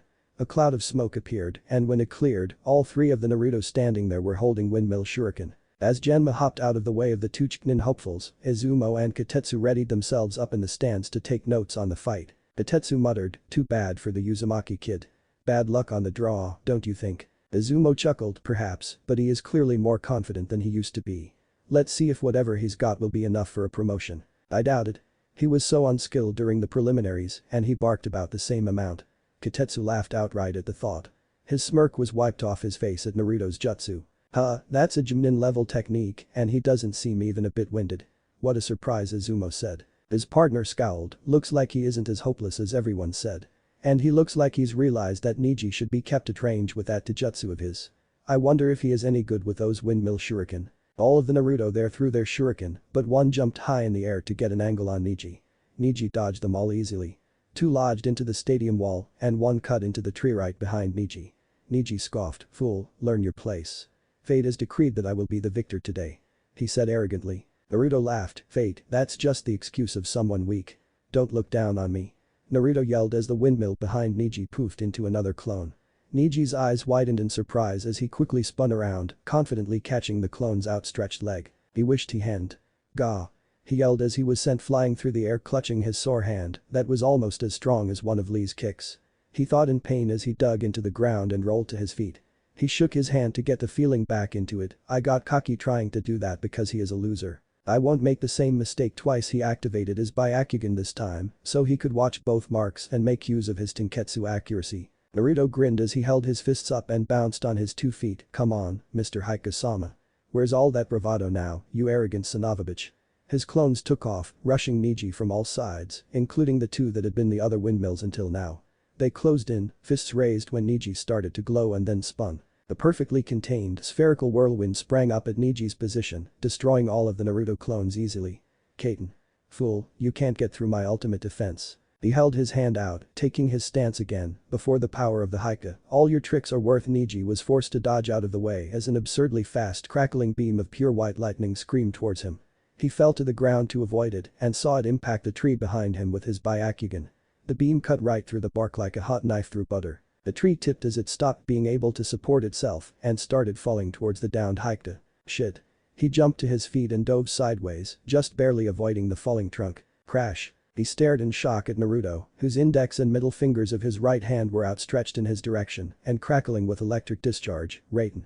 Byakurai. The smirking blonde said calmly. Holy crap. Now he's throwing out elemental jutsu too. Kiba gaped, what the hell happened since the last month? I have no idea. Sakura looked awed, but I'm jealous. Where did Kakashi-sensei take him and Sasuke-kun, and why did he not even leave me some scrolls? You don't think he can actually hesitated, win, do you? I mean it's Naruto. Heh. I don't think we should count him out. Kiba grinned as Akamaru barked in agreement. Neji scowled as Naruto spoke, ultimate defense, huh? The blonde was grinning madly, would you dodge, then? Neji snorted, don't be cocky, loser. He stared imperiously down his nose at Naruto, it's plain that there is a small startup window for our Kaiten, or at least my relatively low mastery of it. Now that I know to expect your tricks, I'll be more prepared. That was your one shot. That's so? Naruto cracked his neck and held his right hand out, with his fingers slightly clawed. You sure like telling me what I can and can't do. His grin got toothier, so here's what you're going to do. You're going to use your little ballerina move, and dense chakra started to form in his palm, with a light whistling sound ringing as a ball of swirling blue chakra appeared in his palm. Going to break it. In the stands, hundreds of shinobi stood up in shock and Genma's senbon straight up fell from his lips. In the cage booth, Sarutobi sat stock still, staring at the blonde in shock. His outfit had already been quite a reminder, but this what in the world had Naruto been doing the past few years if a month was all it took to get him to this point? Ino looked around, shocked, what's the big deal? Why is everyone standing up? That's Asuma wasn't satisfied with just one. He had a second cigarette in his mouth. That technique, what is it? Kiba asked cluelessly. That Kurenai breathed is the signature technique of the Yondaime Hokage. Even the genin that weren't from Konoha dropped their jaws. What Neji started to say, but Naruto cut him off. Here I come, Neji. He took off, the ground cracking beneath his feet as he closed the distance in the blink of an eye. Peyton. Neji yelled, flowing into his spin. The whirling blue dome formed around him. Rasengan. Naruto yelled and thrust his arm forward. His tiny ball of chakra acted more like a drill than anything, grinding into the Kaiten and causing Neji to expend chakra at a rapid rate. The ball destabilized the second it broke through Neji's defense, and Naruto let the rest of the chakra dissipate as he clenched his fist. Wham! Naruto's fist pounded into Neji's cheek, throwing him over and sending him sliding backwards into the dirt, his body digging a trench through it as he flipped and flopped. He finally slowed to a stop and struggled to get to his feet, truly thrown for a loop. The crowd erupted into cheering. It was so loud that the ground started to quake minutely. What Neji panted as he got to his feet, touching his face and wincing from the pain. I told you, Neji. There is no such thing as an ultimate defense. I'll break any wall you put in front of me. He laughed, causing Neji's blood to boil. I said I would beat you, and that's exactly what's going to happen. And one day, you'll be calling me Hokage just like everyone else. Neji growled at the declaration and rushed at the blonde, you damned fool. He screamed, sounding almost deranged, you can't fight fate. Only a lucky few are ever born into the role of Hokage. Having dreams come true through hard work is an illusion. Neji rushed forward, throwing palm strikes. Naruto stood there and blocked with his forearm. Neji's eyes widened as he sprang back, those bracers of his are going to be a problem. Why can't I get chakra through them? He rushed and attacked again, paying attention to the bracer this time. No, the chakra is getting through, but it loses all its force and cohesiveness. There's something weird about them, but now I know I have to hit him elsewhere. Neji started throwing wildly fast palm attacks, aiming to seal Naruto's Tenketsu. Naruto dodged with blazing speed or blocked with his bracers when he couldn't, laughing the entire time, you're the fool Neji. You give up without even trying. You think you're so good that you're blessed by destiny. You look down on others who are trying their best. Naruto's laughter turned derisive, you've been passed by Neji. You don't carry any of that will of fire in you. Naruto blurred from sight and drilled Neji in the side of the head. Slow. Thank you Iro-senin. Naruto flipped 6 kunai out of his pockets and 4 into the air, springing forward. Just as he was reaching the recovered Neji, he threw his body into a roll and pushed up with his arms, thrusting both feet at Neji's face. The genius dodged and barely avoided the incoming kunai as Naruto shot past him, spinning with his arms extended. He saw kunai attach themselves to his feet as Naruto sprang forward again. Shit. He took a kunai from his pocket to block the hits coming from Naruto's wild limbs. Naruto ducked, rolled, sprang up in weird corkscrews, and flipped his way towards Neji. He would come towards him and randomly switch kunai, trying to come in from awkward angles. Sometimes, he would spin them by the rings, causing Neji no small issue as he fought to read the strikes. His kunai danced in the air, never once hitting the ground as for each one that was knocked away from him, a new one took its place. Neji blocked one and knocked it into the air, but his opponent would merely flip and he'd be faced with a new weapon on a new limb, even as new kunai were caught and tossed, sometimes into the air and sometimes launched at him with chakra. He was used to dealing with weapons due to his teammate, but this was on a whole other level. His person was already filled with paper-thin cuts from grazes and near misses. He could barely read the attacks because the spinning of the blades disorientated his eyes slightly, and at this point his bloodline was doing more harm than good, so he turned it off. He couldn't afford to even try to use Jiken, because the second he let himself get close, he'd be hit. It was a constant game of dodging and retreating, trying to get distance only to be closed in on in seconds. Blades flashed and he ducked and realized with a sinking feeling that he'd done the wrong thing. The flash had come from Naruto's right leg springing up and launching the kunai, so he ducked. Now, his head was directly below an incoming heel. He only had time to mutter an exasperated crap. As Naruto's heel slammed into the crown of his head with a loud crack. Picture-perfect axe kick. Neji saw the attack coming from a mile away, so it only made him feel worse when he couldn't do a damn thing to block it. His face dug into the floor and caused a small trench as he scraped along the ground. Gah, what power. Who is this kid? He's nothing like he was during the preliminaries.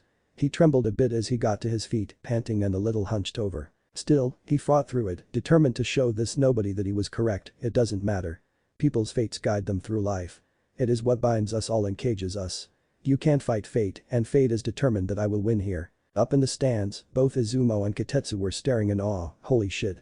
What happened to that kid? Kage Bunshin. Byakurai. Rasengan, who the hell taught him those? How did he get so fast? The Hokage have some of the best taijutsu in the village. I could tell that he was getting hit despite that. Those blades and his actual technique is so unorthodox. The Tetsu answered, "You've noticed it too, haven't you, Izumo? He's not only beating him at his own game, but he's getting in his head too. This can't be the same kid we saw a month ago. Oh yeah, if he keeps this up, he's going to be up for a promotion for sure." In another section of the stadium, most of the genin were just slack-jawed in awe. Sakura and Ino in particular were completely wide-eyed. Kiba was howling with laughter, saying, "I told you losers not to underestimate Naruto." Hinata was blushing as she saw how much her idol had improved. Holy cow, forehead. Why didn't Naruto show all of this skill off in the preliminaries? Ino turned to Sakura, who was practically shaking in awe. He was never this good before. How the hell does someone get this good in only a month?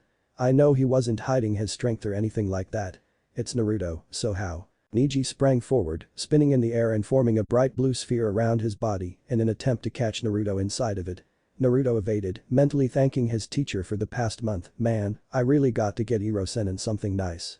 I would have been dead if he hadn't been beating my ass around for the past month." Neji fell out of the aerial katen and launched a heavy palm strike filled with chakra at Naruto's heart. Naruto chopped his wrist hard with his forearm and spun. The parry had left Neji slightly off balance, and he only barely dodged the spinning back elbow that hurtled towards him. He jumped back to avoid the follow-up spinning back kick and sprang forward again, aiming for the blonde's neck. Naruto simply laughed as he caught his wrist and kicked him in the chest. Neji released chakra directly from his diaphragm to spear Naruto's foot, but again it failed to penetrate. He was sent flying, but landed on his feet. "Hey, quick question, Neji." He grinned, "What do you call a guy who has super fancy eyes that can see everything, but they can't see past their own nose?" Neji snarled in response, "Oh yeah, blind." People in the audience, especially the two arrogant main house members who had come to watch Neji destroy the competition, stiffened in anger and shock. That was a very bad accusation to make towards a fellow ninja, especially one with a ninjutsu-based Kekkei Genkai. Naruto started stalking forward calmly, the grin that had become a permanent fixture on his face no longer present, all of that power of sight, all of the seeing capabilities that those fancy eyes give you, and you can't see what's right in front of you. People like you are supposed to help others, help them grow as people, help them develop their skills so that they'll reach greater heights. But all I see from you so-called prodigies and geniuses is arrogance. You tried to kill own cousin. You tore her down emotionally and with no regard for how she felt or how hard she tried. You put her down despite all of the effort she showed in trying to improve herself." He ran forward, acting like he was going to punch his opponent. The second Neji committed to a counter, he leapt back and fired a wind bullet that slammed into Neji's gut, causing spittle to fly from his mouth. "You insult everyone and constantly put them down. You belittle Lee, who is one of the kindest and most determined people I've ever met. He's your teammate. He is one of the strongest and fastest people I've ever seen, and you can't spare even a good job, Lee, or you're improving, Lee. You belittle him and put his dream down every time he challenges you, simply because you think he's a loser. Simply because you think he's lower than you since he's a no-name. Wake the fuck up." Naruto delivered a hard knee to his sternum and then let him go, allowing Neji to try to stumble back. Naruto didn't let him go anywhere. He started slamming fist after fist into his opponent, cackling all the while as little droplets of blood hung in the air after each impact, every one of which Neji could see but was powerless to stop. "I don't know what happened to make you like this, but you're an utter bastard, Neji. Main house. Branch house. I don't give a damn about any of that shit." An uppercut sent Neji soaring into the air. Naruto spat on the ground and blurred, appearing above him and kicking him back down. Neji's body hit the ground with a loud thud. Naruto fell back to the floor. "Pieces of shit like you, who call others losers, will never beat someone like me." Neji snapped, digging into his pouch and popping a soldier pill. He felt himself get re-energized and he stood, brushing himself off with a bit of difficulty. "You'll never understand, dropout, but if it will make you realize the difference between us, then I'll tell you. I'll tell you exactly about the Hokage destiny of hatred." The Hokage sighed, catching his daughter's attention. He looked sadly down at the field. "I truly am sorry, Neji. The Hokage main family has, for as long as can be remembered, passed down a special ninjutsu. A curse seal ninjutsu." Neji reached up to undo the tie of his hit eye as Naruto looked on without an expression on his face. "This seal jutsu represents our caged selves, our inescapable destinies." He lowered his hands, revealing a manji with hooked ends carved onto his forehead. "I was 4 when this cursed mark was etched onto me. That was the same day that Kumo had come to sign a peace treaty with us. Our Hokage clan was the only one missing from the proceedings because our heiress had just turned 3. Neji scowled, staring up into the stands at his clan's leader. "My father and Hinata's father were identical twins. Practically everything about them had been the same, but because Hiashi-sama was born first, he had the honor of being raised in the main house, while my father was shuffled off to the branch house. The protectors of the main house. We are meant to be simple bodyguards, no matter the talent difference. And through this curse seal, we are forced to obey. Naruto took this in stride, not an emotion on his face, but when my father was teaching me of this, while we were watching one of Hinata-sama's practices with our father, my father was tortured in front of me through this seal for no reason at all.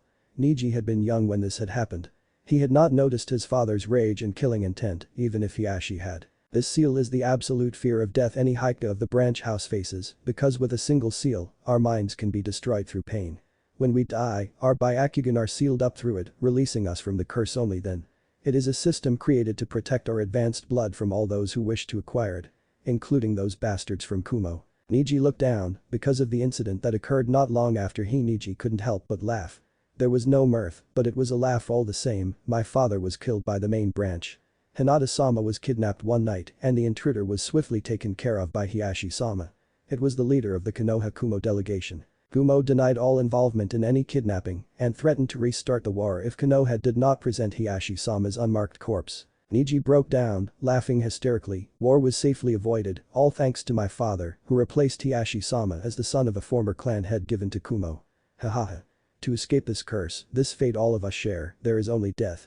Their strengths were identical, but because my father was born second, his fate was sealed, just as mine was. He had retied his hit I-8 and he took his Jiken stance once more. You know nothing of fate. Nothing of inescapable curses. That is why your fate was decided when I became your opponent. The other genin looked at Hinata in horror. Hinata refused to look away from the battle, no matter how many tears leaked from her eyes. Her hands were clenched and shaking. Neji nice and her voice was too soft to be heard, but Kiba understood anyway. He clenched his fist in helpless anger. Naruto stared. You done? Neji, as well as a lot of people in the audience, recoiled. For the first time in the entire match, Naruto sounded well and truly angry.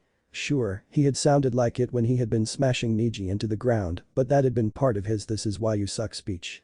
Now, he actually looked like he was boiling mad. Quite a few in the stands muttered heartless at him. Neji shook in anger. What was that? Naruto took a breath with closed eyes and centered himself again as Jiraiya had taught him. So your father died to protect his brother and your clan's secrets. Yeah, that sucks Neji, and it sucks that you have that little mark on your forehead, but that doesn't make you any less of a bastard. He opened his eyes and crossed his arms, but at least you have a family. At least you knew your father and you knew that he loved you. I had no one growing up, Neji. Not a damn soul to comfort me or to tell me that I had done a good job in my training. His eyes flashed, and I can still say that I turned out a better person than you. Neji snarled at that. You're just a fool who can't see the truth. You could never understand what it's like to be burdened with a symbol you can never be rid of. He roared at his enemy. Practically the entire adult population of the stadium flinched. Sarutobi lowered his head in grief. Forgive me, Minato, Kushina. Naruto stood stock still for a second, remembering days in the past where he would be alone in a playground with parents looking down upon him and taking their children away. He remembered crying, as those people never saw him, but only a shadow of a beast where his own should have been. He grasped the zipper of his jacket and yanked it down. Neji stepped back as he saw black ink on Naruto's stomach. Wow, what the hell is that? He pointed as Naruto shrugged the jacket off his body and held it in one hand. A seal, just like yours. He threw his jacket, which, instead of floating in the wind like a normal jacket, fell to the floor with a crash. People in the stadium and the know were reminded of Rock Lee's weights as the plume that rose was of a comparable height.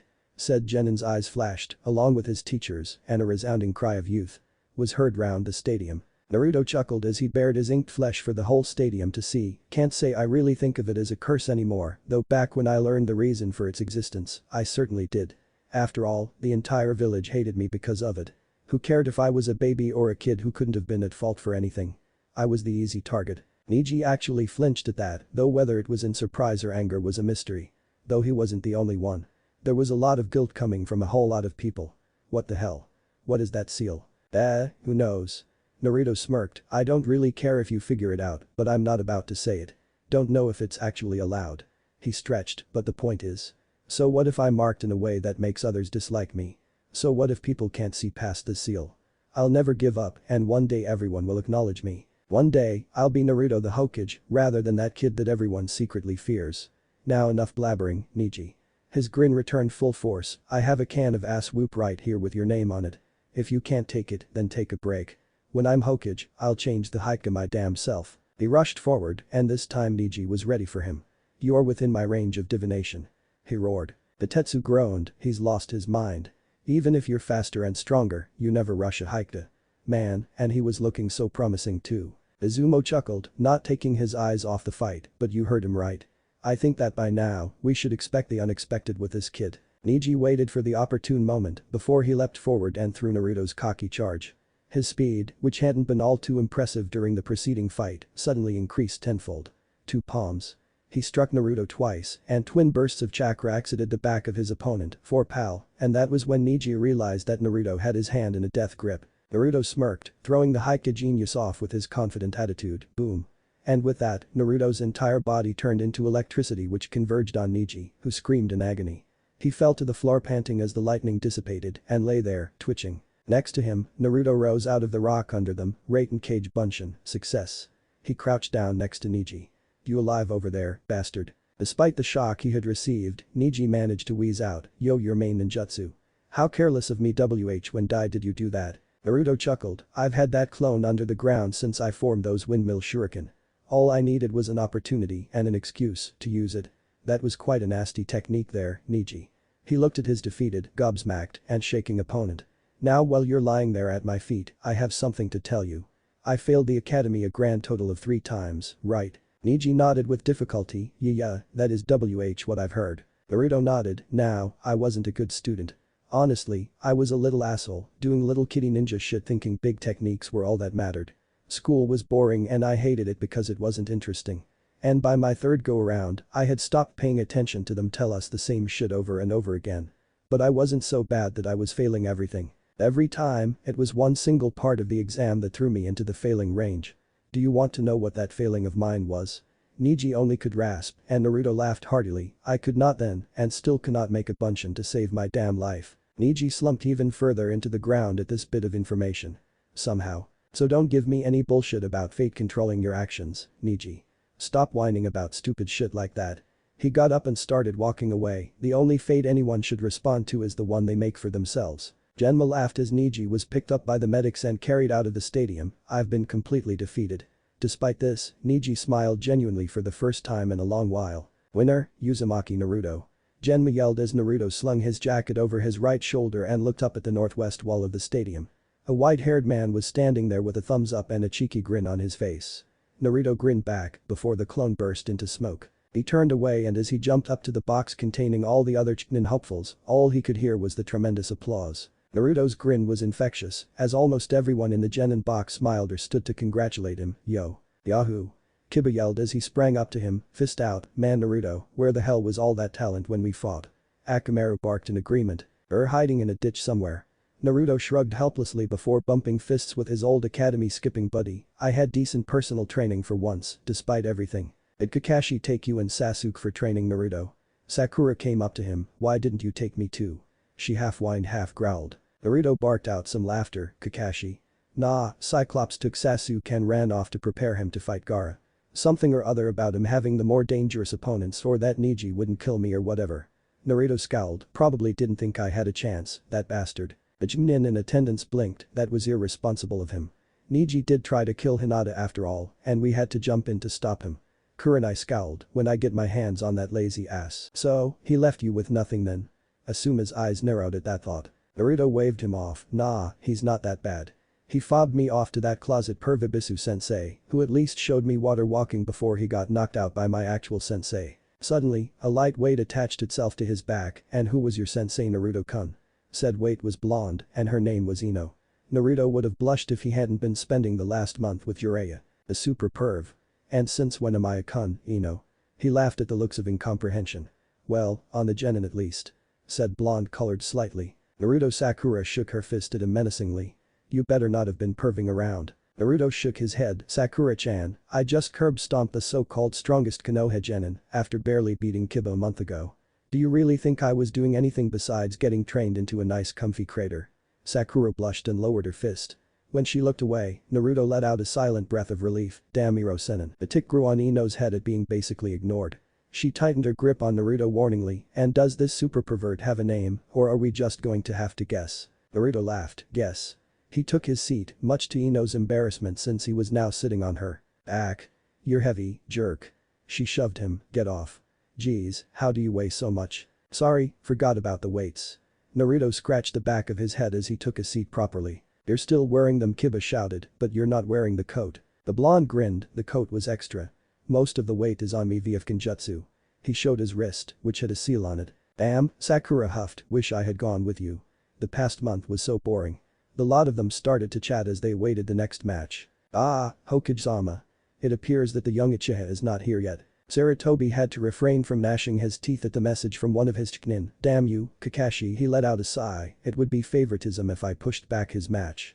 By all rights, an irresponsible brat like that should be not only disqualified, but punished as well." "Ah, but many of us in attendance, including myself, have only come to see this particular fight, Hokage Dono," the Kazekage said to his host. On the outside, he was the picture of tranquility, but on the inside, he was already analyzing the words. "So, now I know that you will not start this war without the young Uchiha here, Orochimaru. Very well, I'll play your game. Besides, I'll feel more at peace knowing Kakashi is here." He eyed his former student. "Well," he drawled, "I don't know. The brat is being very disrespectful and might have forfeited altogether." "I doubt it. That Uchiha pride is legendary even in Suna." His former student, confident that his ruse was working, was nonchalant about it. Sarutobi sighed, "So be it. Push the match back, but go and tell our graders not to bother with him." The Chunin nodded and vanished, causing a smirk to rise to Orochimaru's lips, hidden by his veil. "Huh? The match is getting pushed back. Of course, Sasuke would get better treatment." Naruto grumbled and took a whap from Ino. "Don't talk about Sasuke-kun like that. He may have gotten hotter, but she'd be damned if she let him badmouth her crush." "Ma, Ino-chan, what was that for?" Naruto whined, though he was still grinning. "Sides, we get to see lazy ass fight Ms. Wind over here." He eyed Temari, even as Shikamaru mumbled something or other. Ino smirked, "Get down there, Shika, or I'll make Naruto-kun make you regret it." "Is it over yet?" Naruto whined from his present location, making the sleeping Yamanaka who had slumped onto him shift around. "It's been hours." All around the box, the genin and their sensei were in various states of consciousness and boredom. He hauled himself up and looked at the two, who, after 2 hours, were still battling. "You guys suck. Do something already." He roared. He took another whack from the now sputtering Ino, as well as Sakura, both of whom were angry that their naps had been ruined. "Quiet, Naruto-kun. That was such a good nap." Ino stopped halfway through his name to yawn, as Naruto grumbled about not getting any respect. She glared down at her lazy teammate down in the arena. Said teammate felt a shiver run down his spine and wondered why he felt like someone was dancing on his grave, and he lazily slumped to the side to dodge another blast of wind from an irate Temari. The wind suddenly broke out inside the box and everyone turned and sweat dropped as Kakashi waved with an eye smile. "Yo." Naruto laughed, "You're late, Cyclops sensei. And you too, bastard. Be happy that they didn't disqualify you." Sasuke glared daggers at Kakashi, who had to dodge a fist from his irate genin. "Ma, how much did we miss?" He noticed Naruto's new appearance and the lack of any dirt on his person. "Ma, Naruto-kun, have you not fought yet? You don't have a scuff on you or any injuries. Don't tell me that you gave up." He got an uncharacteristic look of venom from his usually sunny student. "If I did it would be all your fault too, Cyclops." "Ibisu. Really? You honestly thought he'd be able to train me enough for Niji?" The other Chunin nodded at that. Ibisu was fine for low-ranked genin or academy students, but not for Chunin hopefuls and especially not against a Hokage prodigy. Kakashi looked at his student in disappointment and was about to speak up when Naruto cut him off. "Luckily for me, I found a real sensei who actually got me ready for this. I broke my foot off in Niji's ass without getting hit once." Kakashi's eye widened and Sasuke's jaw dropped slightly. Naruto smirked, "Yep, and I'm still riled up to fight the princess here." He pointed at Sasuke, who smirked back, "Well, dead last, I'll be looking forward to what did you call it, breaking my foot off in your ass as soon as our match starts." Lightning practically sparked between their eyes as they started the customary pissing contest, completely ignoring everything else. Kakashi turned to his fellow Chunin. How did Naruto win his battle? Kurenai turned from him in disgust, and Asuma merely took a drag from his cigarette, so Guy had to come to his rescue. Naruto's flames of youth burned brightly. Kakashi. Half the people cringed at the volume. He made Niji angry and reckless during the fight and used a very unorthodox taijutsu style against him, as well as some ninjutsu. He finished and threw a thumbs up, teeth sparkling. Kakashi stared in disbelief. What if Naruto finds an ancient scroll? Sasuke bashing. Thanks for watching my video till the end. If you enjoy this content, then do consider subscribing to my channel and leave a like if you guys need the next part, comment down, and thanks for watching the video and see you guys in the next video.